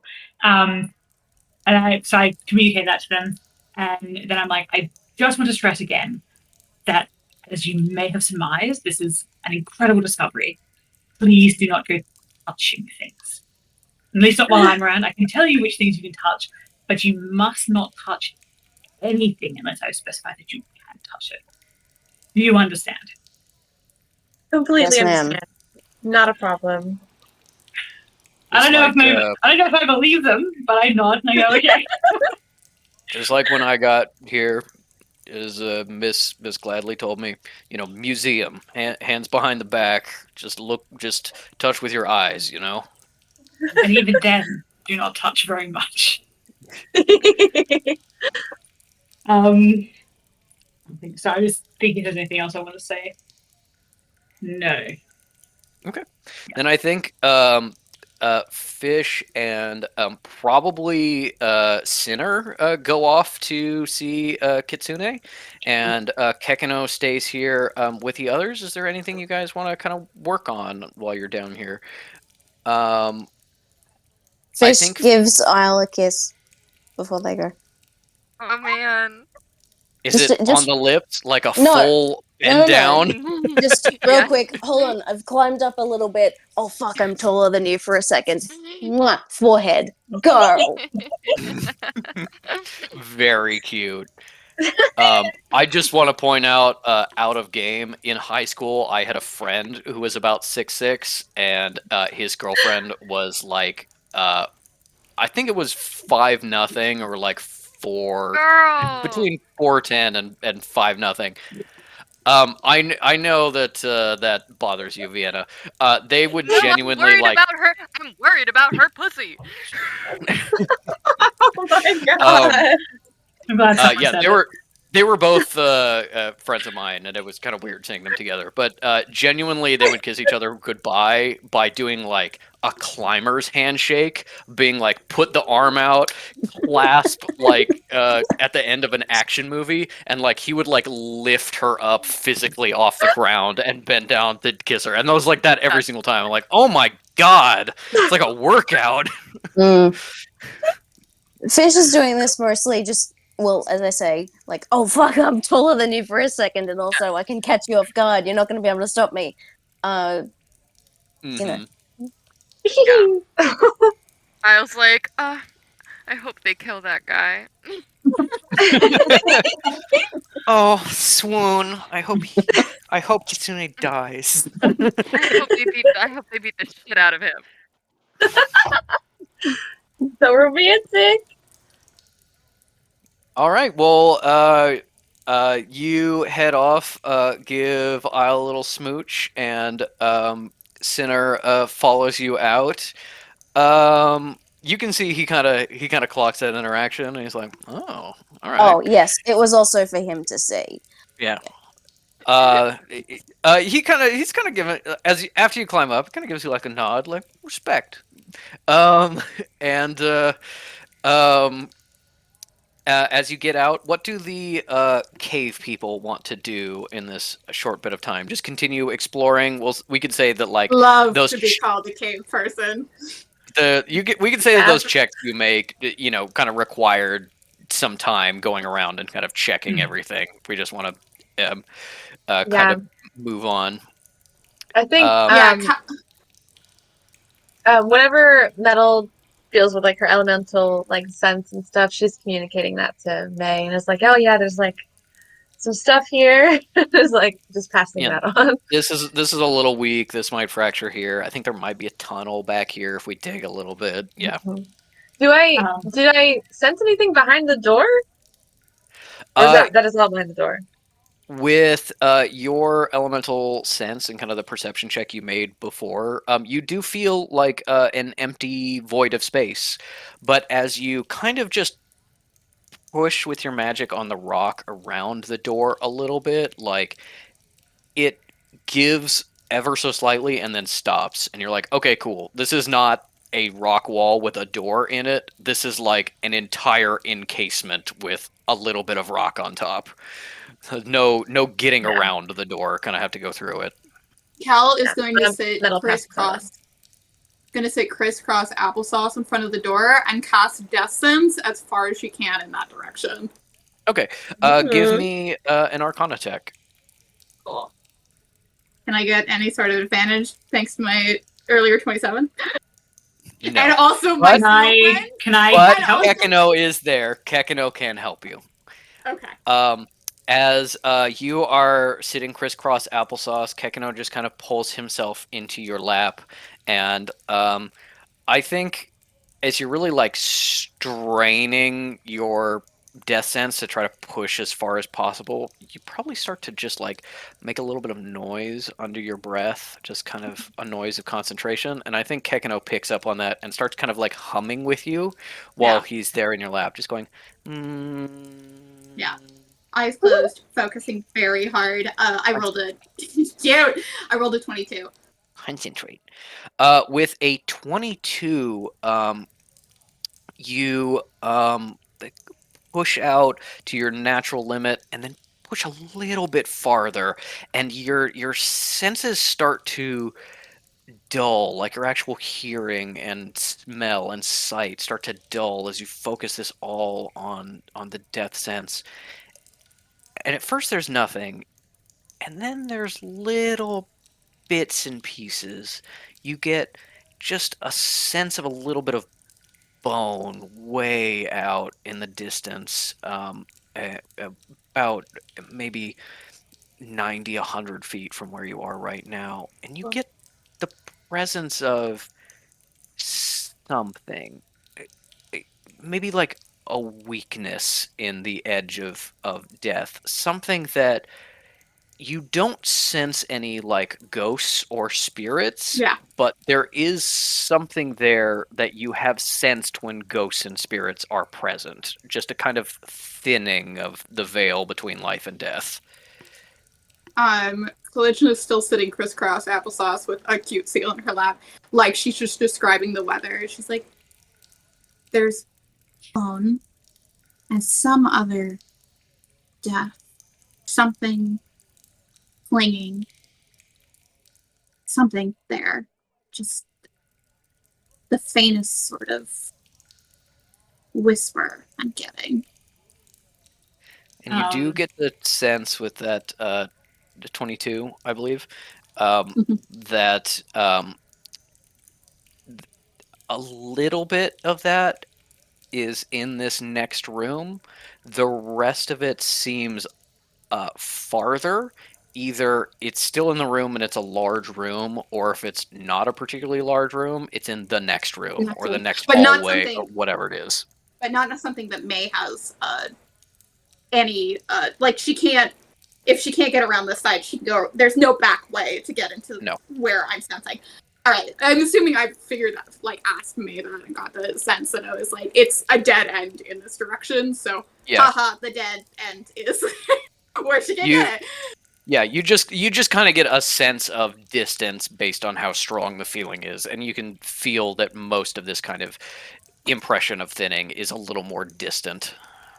Does it feel unhuman? Does it feel ancient?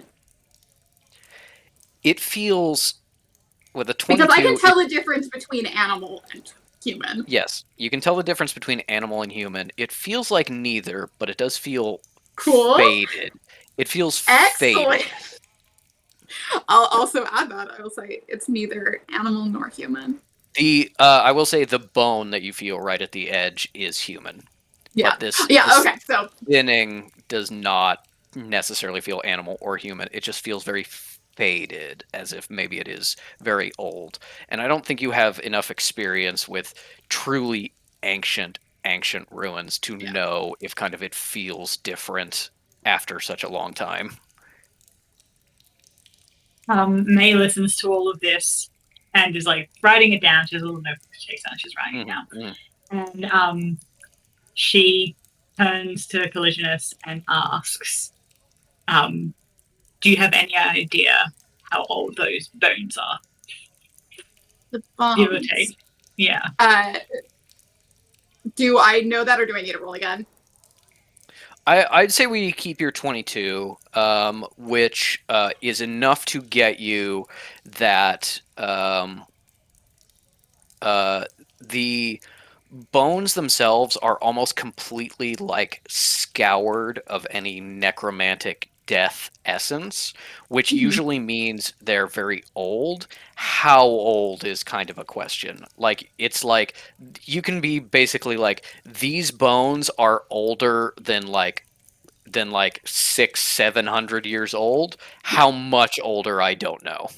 Tasha, she'll convey that, and then she'll turn to May and say, have you recovered any other bones or dead matter on the site? It'll be easier if I have a point of reference. I don't know, Patrick, have we? I don't think so. I think that's up to you. You can just say, like, yeah, found a full skeleton. But I think probably no. Yeah. Which I didn't give her as much. And then, I kind of have maybe a spoilery thing to ask you, Patrick, but I don't know if it is actually spoilery. Go ahead and ask, or you can message me privately if you don't want to ask in front of others. It's not really spoilery, not really. I'm just going to ask, are any of those polyhedral crystals visible in this foyer? There were some kind of near the entrance. There were a couple growing in walls. I think people rolled high enough to like see them, but not necessarily get their significance. There are, from experience, a lot like just outside this room. Like this room is it's this room and then the door, and if you exit out of this room, the cave has like kind of collapsed enough to get you to kind of like the outside of these walls, and it is dense and thick there because it tends to grow more towards sources of ancient technology or ancient sites. So yes, you all did notice with your rolls that there were some black crystals growing almost organically on various surfaces on the cave in. May knows, as an expert, knows the significance of these. I ask Killiginus if she takes any necromantic traces out here and not so much in the cave, because I am curious. Please? Nothing. No sense of death recent or remains kind of in the area that people have been. You probably get like a little tingling of like distant animal death. You know, when you first came into the cave, it's like, oh, there was like a badger that came in here and died at some point. It's a cave, but nothing significant, I think, from Cal. I think having discovered that this is a good lead, and I had once like May's like series of questions that has run out, Cal is going to enter a stage of like prayer meditation, and she is going to just be like still kind of like pushing that best sense as she can, and kind of going into a sort of meditative state, and then thinking back to any saints that she knows were significant and passed on 600, 700 years ago, and just sort of keep them in her mind. And sort of, she doesn't usually formally pray like this, but she is like, if you're there, if you're death sense, if there's anyone who may be here and or may be here with me, and you have anything to keep pushing my magic forward, please do. You don't get any kind of sense or response. It's gonna keep going. Okay. Just to sort of, yeah. As you are doing that, I think we move to the outside, Kitsune and such. So we zoom out of the cave, more in to the larger camp. There's a little more hustle and bustle. And as you get out of the cave with Sinner, you see Kitsune has like reemerged from his tent and is kind of like making his way over to the cage entrance, and kind of sees you and kind of freezes. You know, gives him a little wave. Kind of hesitantly unfreezes and walks over near you. And he's like, "Hey, you guys, do you need anything?" To talk to you, maybe, for a bit? Yeah. Why don't, Kit, why don't you step over here with us and we'll talk for just a bit. Sinner is like, has like inserted himself into the aisle role of being like your backup muscle for this conversation. Mm-hmm. Fish feels comfortable with that. It's just like, oh yeah, you know, you just fill a slot in my life that is currently empty. Mm-hmm, for this moment. Yeah. Yeah. What's happening, guys? What's the haps? Okay. Fish, you know, stepping over with Kitsune. First, I'd like to roll an insight upon him. Yeah. All right. Well, that's a 10. That's shit. He's just kind of like even with a 10, you can see him kind of like glancing towards the cave as if he was not heading to talk to you. He was actually going to go down there for something. But he just seems a little bit anxious to be talking to you. You did like kind of just threaten him.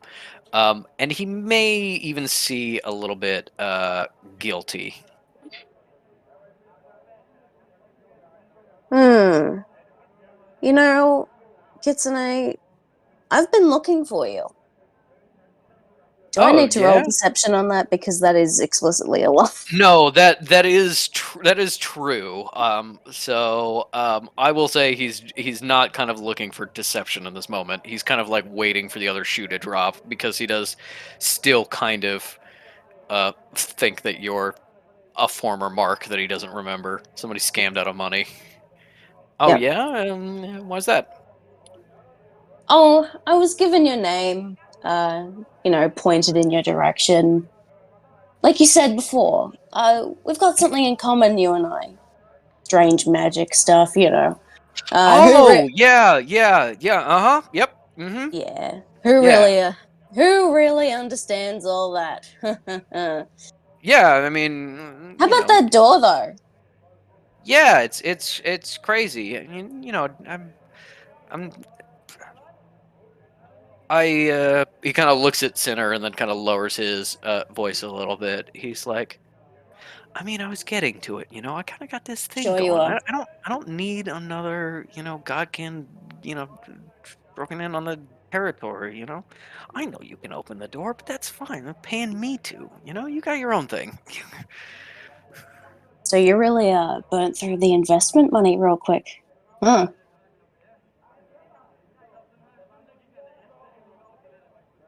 I'd say give me a persuasion check for that of being like exactly what you're talking about. Sure. 13. No, sorry. 15. He looks at you for kind of like a moment, and then he goes a little pale, and then he's like, oh yeah, no, that's crazy. No, I've got it tied up right now. It's fine. It's good. Yeah, just always gotta get that beef, get that bread. I don't remember the saying. Whatever. Yeah. Looking for another payday. Yeah. So you think I could have a go at that door, huh? That's kind of the vibe that I was getting just now. That I was looking down at it. Maybe we don't even need you at all. I was here first. I was here first. Sinner, I was here first. We got the contract. I signed it. That is on me. Hey, If you're not Sinner. gonna do the work, kid. If you're not gonna do the work, kid, I don't see why we need the contract. Hey, Sinner. My girlfriend. I would say that we have more, we've got more of a connection than you and he. Oh, okay.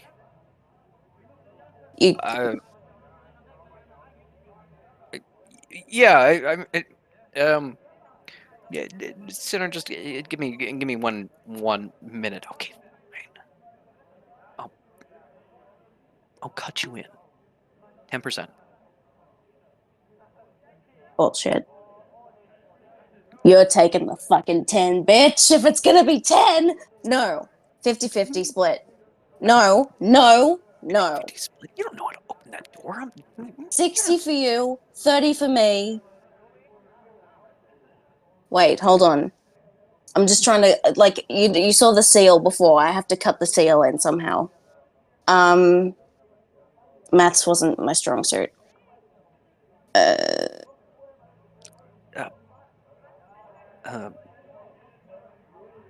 What? 65, 30, 5 for the seal. This is Ink asking. Does that work? No, it doesn't. Fuck off. But Fish goes, okay. All right. Yeah. No. Sinner, we were just, we were just discussing. I guess I'm gonna get to work right now, and Fish is going to assist me. You fucking bet I am. Gives you a big handshake. You feel just like a little smidgen of that echo from before when you touched him, but it's fading a little bit now. And yeah, Sinner's like, wow, that was kind of easier than I expected. Kind of look on his face like, oh, all right, I genuinely thought I was going to have to kick his ass, but sure. Okay. Looks at Cinna and just goes, "See, I told you I got this." Yeah, all right. Cool. Let's head back down there. let's head back down. You head back down. Kitsune is kind of like readying himself, kind of like shaking it out after he climbs down, like, ooh, gotta get it all ready for this. Okay. And you make your way back to the door. As he appears, May's probably looking at Sinner, and Sinner's like, yeah. Oh, like Fish, if possible, has like given Cinna the instruction, like, "Hey man, don't let him get away if he tries to run, please." He's definitely like in the back, like, Yeah. not explicitly standing between both of you in the exit, but definitely like, I'm there if you need to be, which is kind of his natural position he takes up. I like this guy. He's good. And yeah, as you get there, see Cal sitting on the ground in front of the door, and he's like, "Oh, yeah, I guess just guess Papa Squat just kind of," and he just like immediately folds himself and sits down right next to Cal in front of the door, closes his eyes.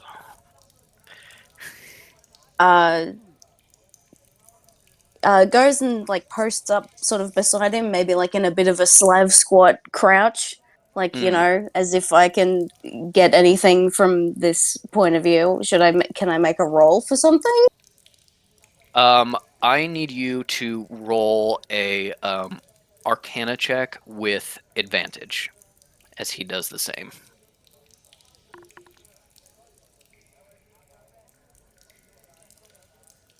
Nat 20, baby. 18. That's close enough. Yeah. As you sit there, you're probably at first just kind of focusing on the back of his head. It's kind of like, what's he gonna do? It's got a lot of grays. Yeah, he I does. could hook him up with some dye.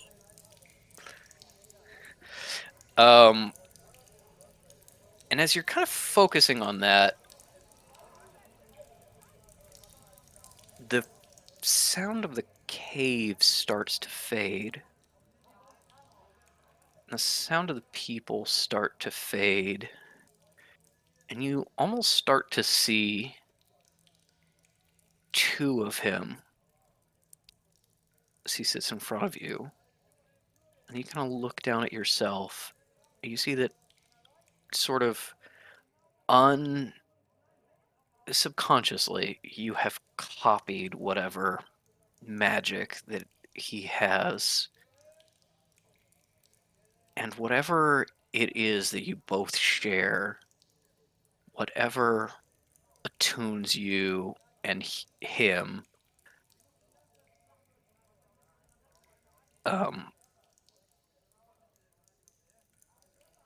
starts to resonate between the two of you as the world and the door slowly fade, and following Kitsune's example,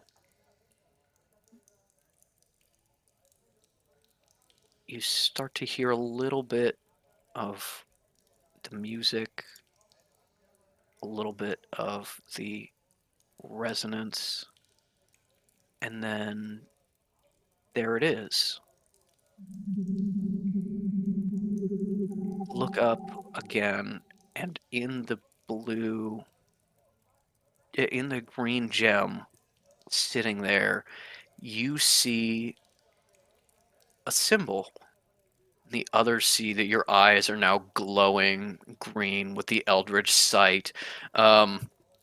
And Kitsune, the other sea, is kind of humming to himself and rocking back and forth.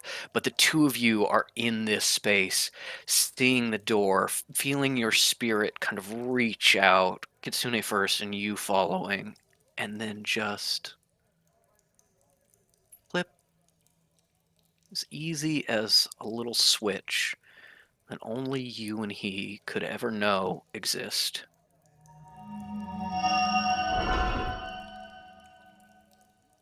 The gem cleaves perfectly in half. The door opens ever so slightly before stopping. May grabs whoever is closest next to her and is like trembling. And with a big breath, you are both kind of centered in yourself again. And it seems like whatever this lock was, it is specifically designed to be broken by whatever you are and whatever Kitsune is. And maybe you didn't fully believe it before, but if anyone can teach you about what your magic is, where it comes from, it might be this fucking Jamoke. With that thought, Fish just sort of, their eyes fall on him, the back of his head, those little grey hairs, and they go,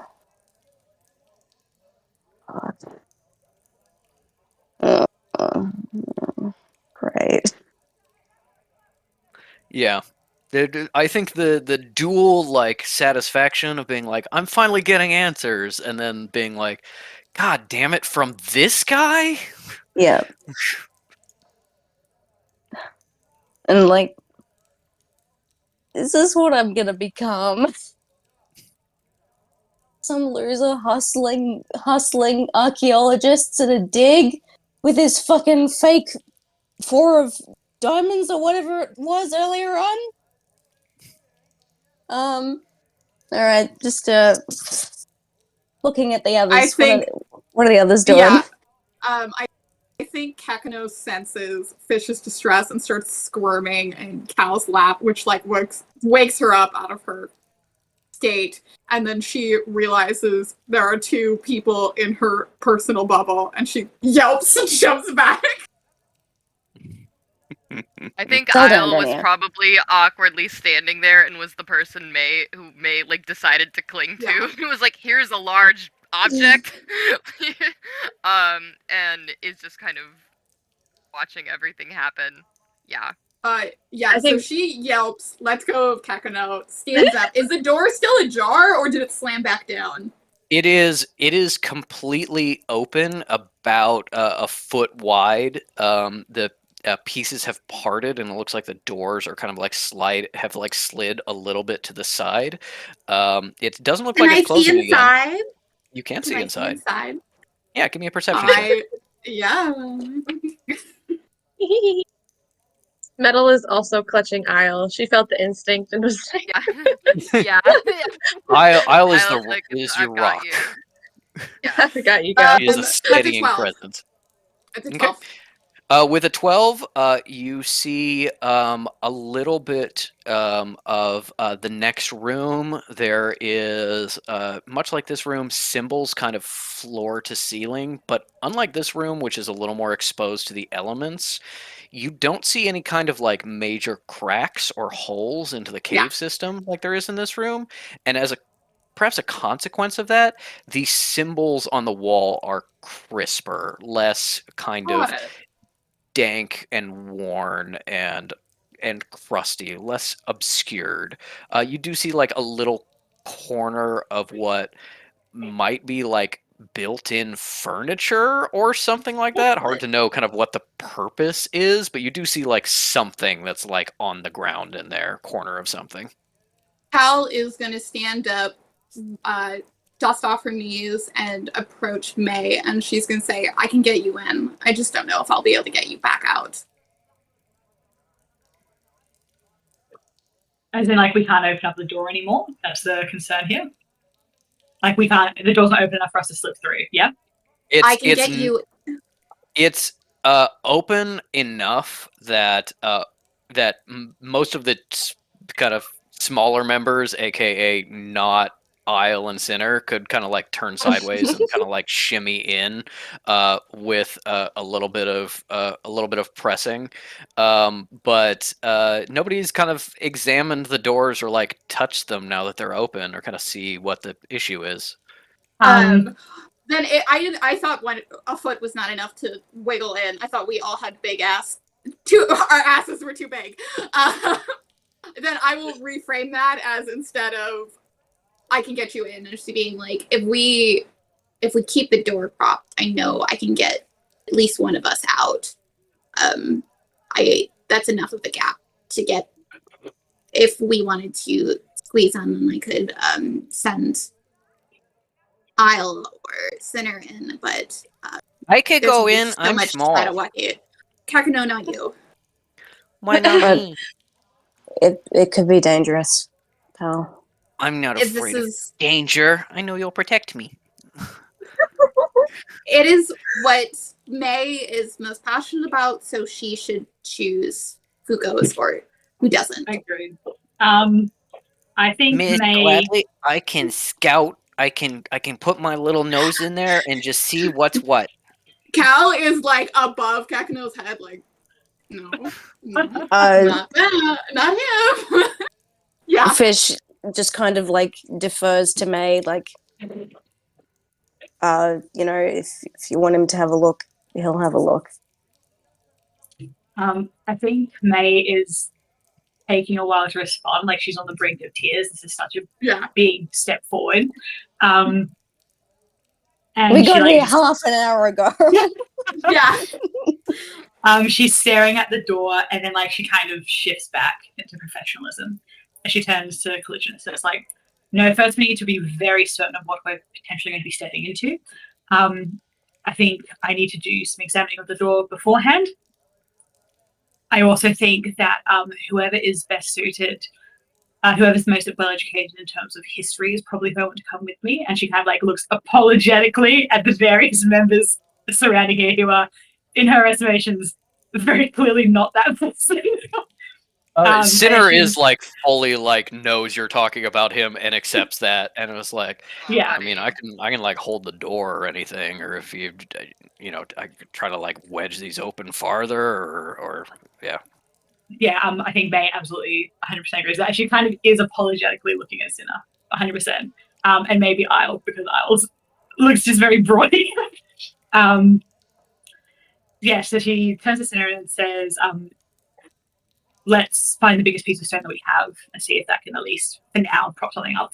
And then I want to do a perception and an arcana roll to see if I can get more than what Collisionist did. Absolutely. So, give me just a perception roll first, and I think Sinner kind of disappears into the earlier cave to try to find a big rock or something to prop it open, and Isle maybe follows him. So our perception, I got 16. Like 16? Advantage. Yeah.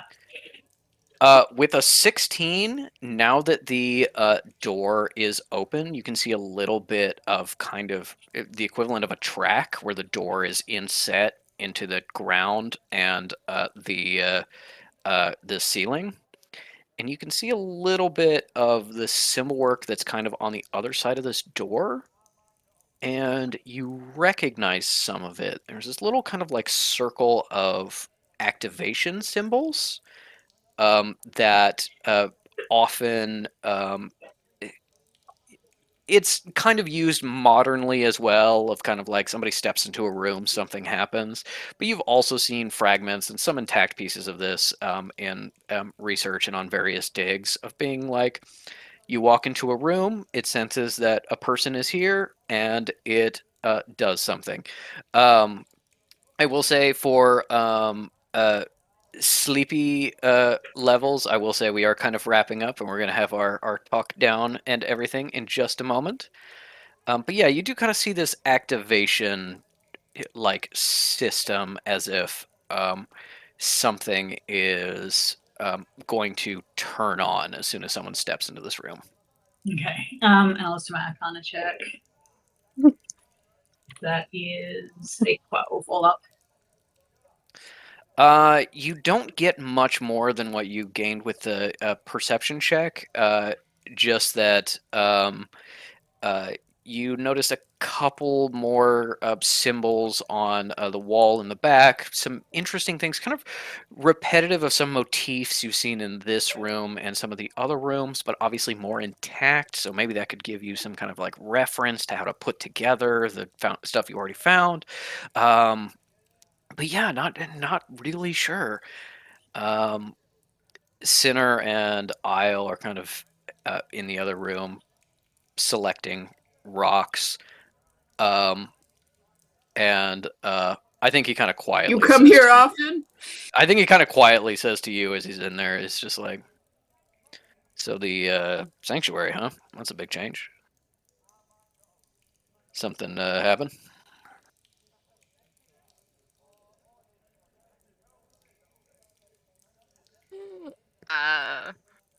I'm trying to think about how far Isle can get without responding at all, just like not acknowledging. If you fully don't answer him, he's just gonna drop it. I was like, yeah, a lot happened, and that's nothing. Well, I mean, it seems like a big career change, but hey, you went straight. That's admirable. Yeah, kind of always felt a little bit weird about kind of like a kind of a kid in that life with, I mean, I don't mean to cast aspersions, but with your family specifically.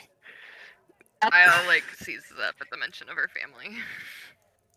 Yeah, it kind of that exactly. All right, well, what do you think about this one? He just like fully like palms a huge boulder of granite and just like picks it up.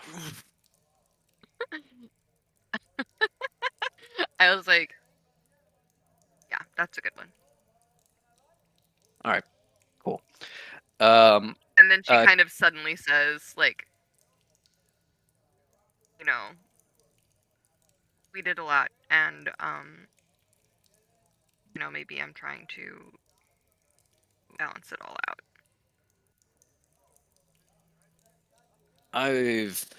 I'm not really one to, give career advice, but I've been different people at different times. I think anyone can. If you're gonna start over, start over. Do what you gotta do. And walks back in with this big boulder, walks up to the door and goes to try to like wedge it in the door, and then almost immediately goes, hey guys, and just kind of like pushes on the door with one finger, and it fully just like slides open like it's gliding on like cool. Casters. Just like as excellent. Cal is gonna pick up like a rock or stone with mage hand, and she's gonna throw it as far as she can into the room to see if any booby traps pop up or something like that. Cool. As you're doing that, Sinner kind of like slides open the door and puts down his boulder of being like, yeah, I guess this is a doorstop in case it closes again. Yeah. You throw your rock. Make an attack roll for me. Okay. May is SpaghettiOs. outraged by the way that you're daring to discuss the fucking sanctity of this. She thought about practicality. She thought about asking permission, and then I think she saw like a wholly devout look on May's face, and I was like, this woman's too far gone. Someone needs to be rational, and that's gotta be me. You hit a vase, and now you're in the Mummy Host Club. Yeah.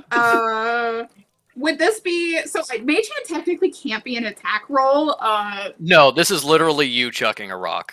I want to see Colliginous Denier, big bundle of fabric that she is, fully try to chuck a rock. Do I add anything to it, or just straight the number? Strength modifier. He's doing like the whole baseball wind up, like a leg up in the air. Yeah. Cool. I mean, it's an 11. It could be worse. Under or overhand. Okay. With an 11, Cal does this kind of wind up and just kind of like, but it definitely gets in there. Hits against the ground, skitters on some stuff. Nothing. No effect. Fish says, "Nice." Yeah. This is not important. What? Stop.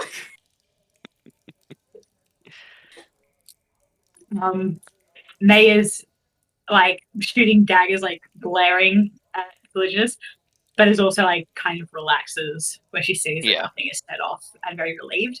Now that we can fully see the door, does that need anything to our checks, or do we need to re-roll? You can re-roll if you want. I can just say with your previous rolls that you see the room a little more fully. Not a particularly large room, but there is kind of this protuberance from the wall that almost seems like organic. Like the rest of the wall is like very like straight walls angled. This is like kind of a natural flow that does kind of make like a desk shape, and it as well as all of the walls are completely covered in these symbols. And you can see little globes of something kind of inset near the ceiling. Do I see bones? No, you don't see any bones. I'd like to Eldritch Sight this, please. Okay. It is almost blinding. The room you are in currently has a lot of sparks of like magic kind of left over in some of the carvings and symbols and stuff. Whatever this room is, it is way more functional. So there seems to be magic moving through most of the symbols that are in here.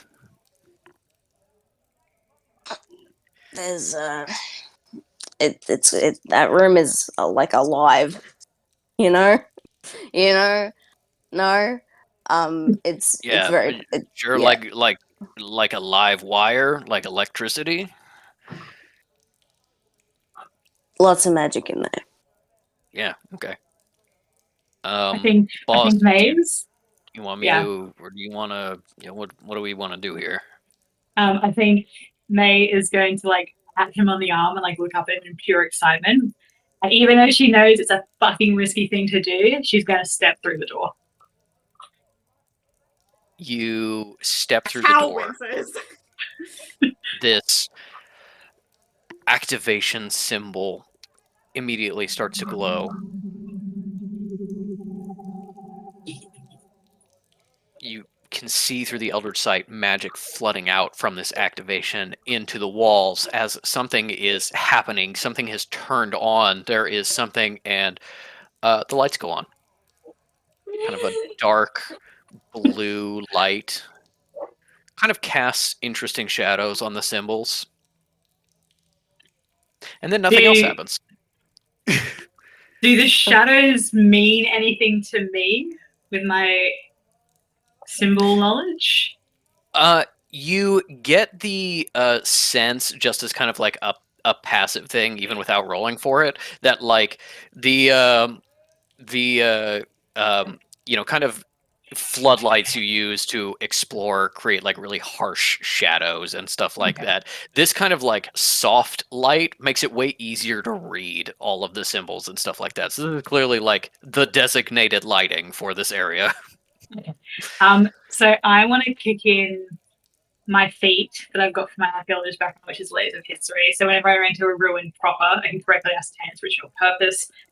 determine the builders and any other things more specific to my chosen field. I can also determine the historical and possible monetary value of anything I come across in here. Yep. Obviously, I know it's from the ancients, but can I figure out what it was used for? It will require you fully walking more into the room, kind of getting close and examining the walls and stuff like that. As you get in, you see that there seems to be an open doorway leading deeper into whatever complex this is.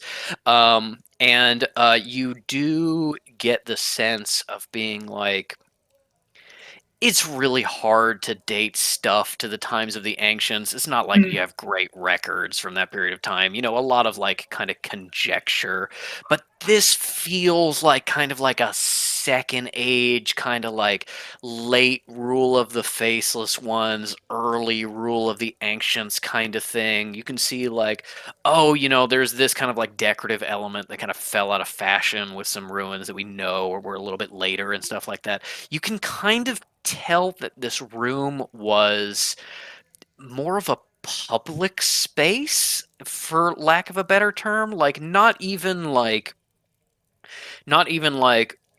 oh, you know, if it was like a room for like welcoming or something like that, it would probably be a little bigger, but this seems to be kind of like a area for people to exist rather than necessarily for people to work.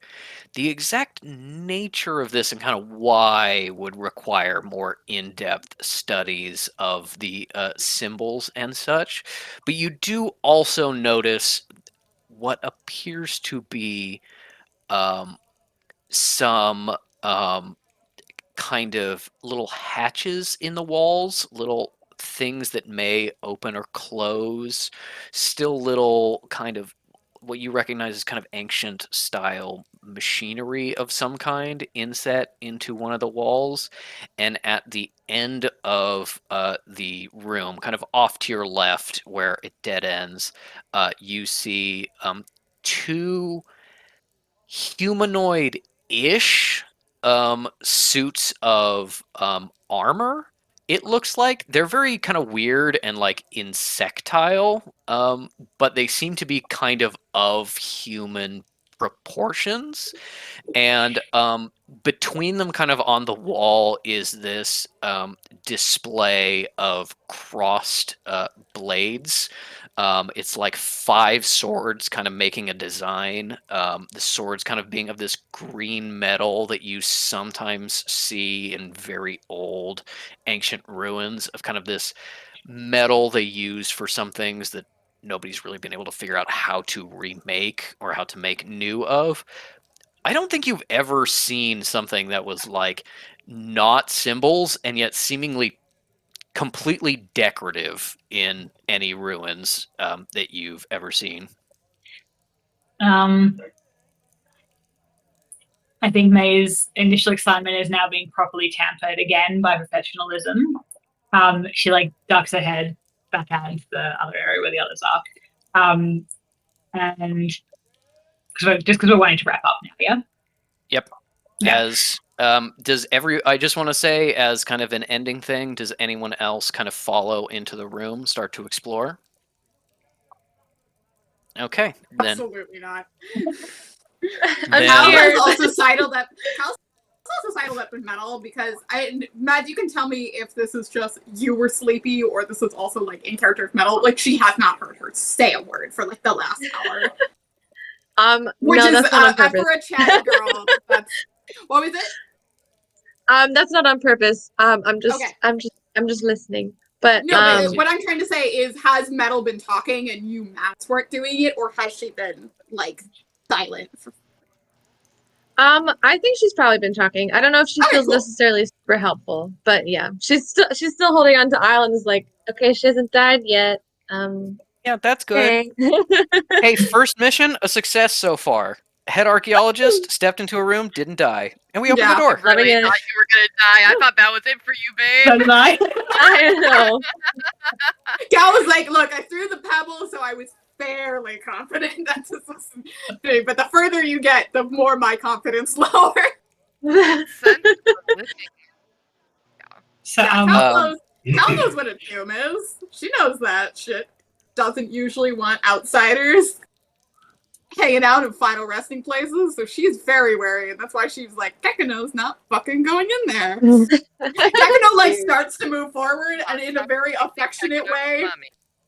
Yeah, Kekino starts to move forward, and in a very affectionate way this time, she pushes him back with her foot, like, stay here. Mhm. He does the thing from Coraline where she just lifts the cat. Yeah. Yep. Yeah. Just like fully. Nope. As you are all standing there, May basking in this new chapter that she's unlocked. This is now official. This is whatever you find here is going down in the history books. And as Sinner, like by the door after propping it open with the rock, kind of like very daintily like sticks his toe into the other side and see that it also doesn't like slam closed and like cut his foot off, he's like, boss, do we want to like kind of, section this off and you study it for a while? Are we putting together a team to kind of like go deeper? What do you want to do? Firstly, is Kitsune still around, or is he fucked off? He has kind of like shifted into the shadows a little bit. He's kind of like up against the wall, not like bringing attention to himself. Give me an insight check. Yeah. So let's go back up. Kitsune's the real Abu we gotta watch out for. That is 14. Yes, as Vienna said, but Isle did not. Kitsune is looking into this room, not necessarily with like the fear and curiosity that other people are, but he's looking as like, God damn, I bet there's something really valuable in there I can sell. Yeah. And it's just kind of like, if you want everyone to keep their fingers and toes, keep Kitsune from touching stuff. Yeah. Okay. I think May would recollect herself here and be like, hey, we need to organize before we delve any deeper. She turns back to the team and says, well, firstly, we need to obviously organize an exploration team. So I motioned that we return to the camp, put together our packs. I also need to delegate some duties to the other workers, so I won't just leave them out here with nothing to do. And then she turns to Sinner, like really briefly before looking back at the rest of the team, and says very meaningfully, and I want to cordon off this area because I only want very particular people to come through. And everyone can tell, you don't need to roll anything. She is obviously talking about Kitsune. Yeah, there's something like very specific people can be in and other people aren't. Exactly. Yeah. Yeah. Sinner is just fully like, yeah, boss, I read you loud and clear. Yeah. And then she turns to Caligulus and says, do you have any experience with warding off entries? I do, right? You ward off the entry to your own room, but which does have a door. So you only kind of like need to ward kind of the crack underneath it. Doing this big kind of construct thing would be a lot harder, a lot more stressful on your magic.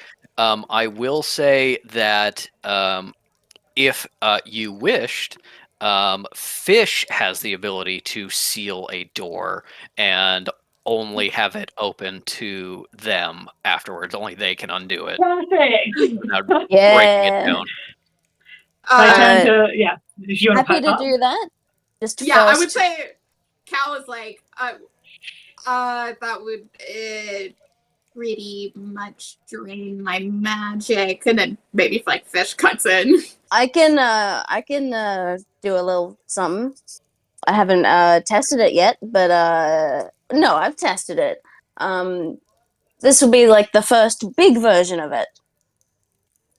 I mean, I guess, they helped open it the first time, I think. So if it goes wrong, I guess maybe they could reopen it. I'll be honest, I don't really know how this stuff works. May looks at Fish very intensely. Very intensely. And Hey, says, I got the door open for you. but can you keep it close? I will try my damnedest, Miss Gladly. And they like claps her hand on their shoulders and says, "Good." And then turns to Sinner and says, "While I'm sorting all this out, I need you to stand guard." And like, clearly again, Kitsune. And then she turns to Kitsune and says, "Well, we have no need for you anymore.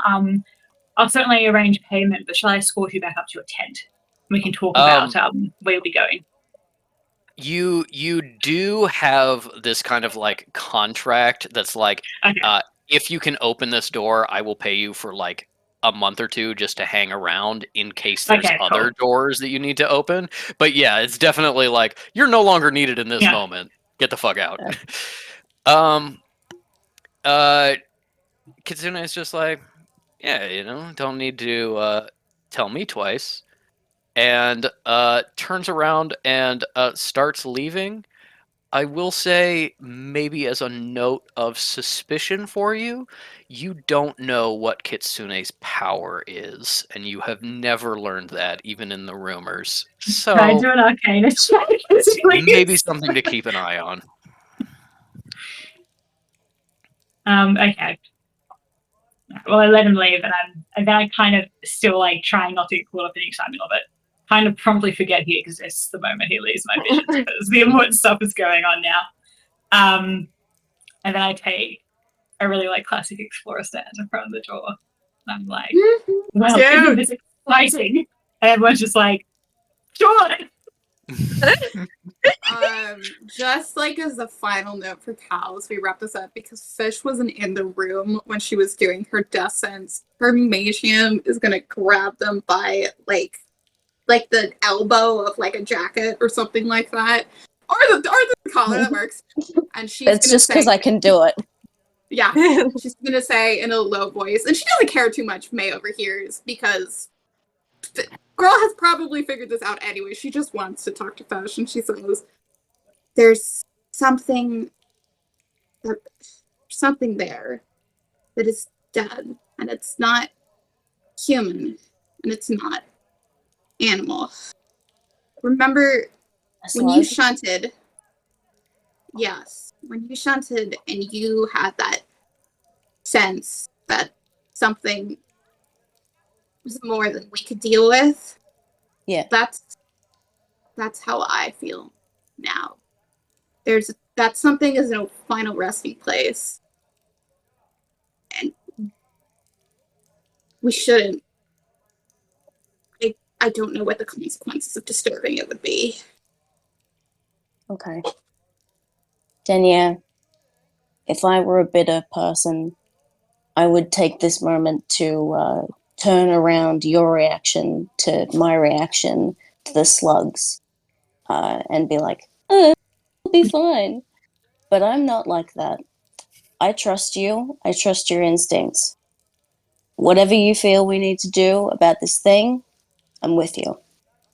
I was wrong. I was obviously wrong. You don't have to rub that in my face. But I didn't. I just told you you are. No, I'm not though. You are.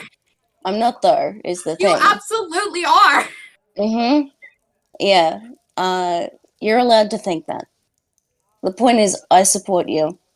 You're my friend, Denya. Even if you don't want to be, you've got no choice in the matter. Look, I'm not saying that we are going to be able to avoid this situation. It's just, we probably shouldn't all die. We should probably keep someone out here. Yeah, just a couple deaths. Yeah. I would rather that not be me. I don't believe I have a lot of choice in the matter, but well, just as long as it's not us. It's probably going to be me.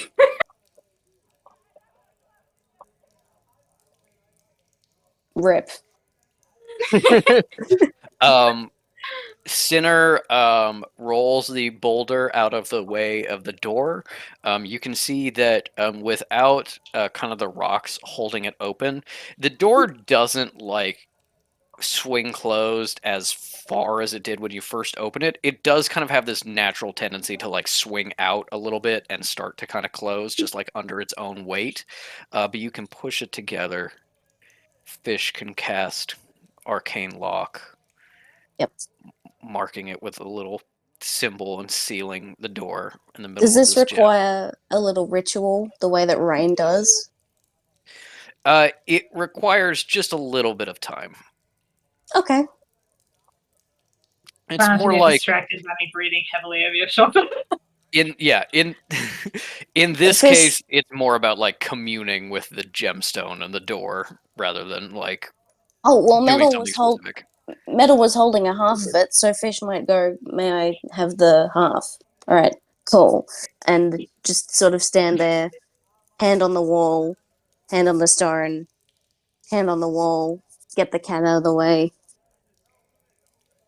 Cat's the door.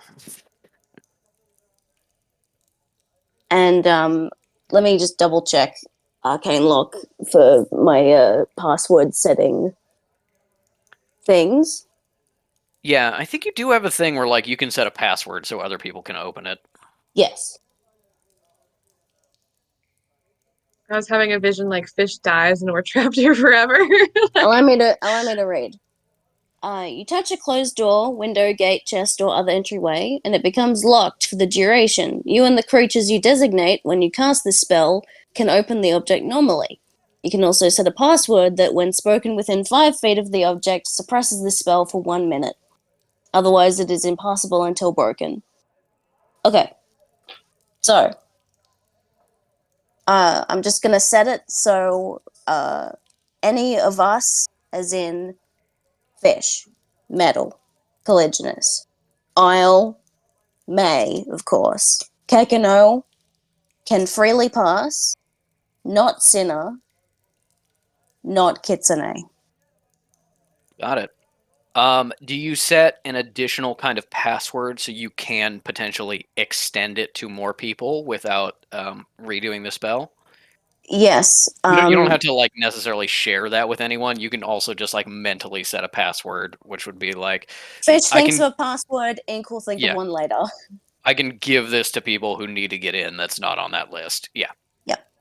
All right. You set that, just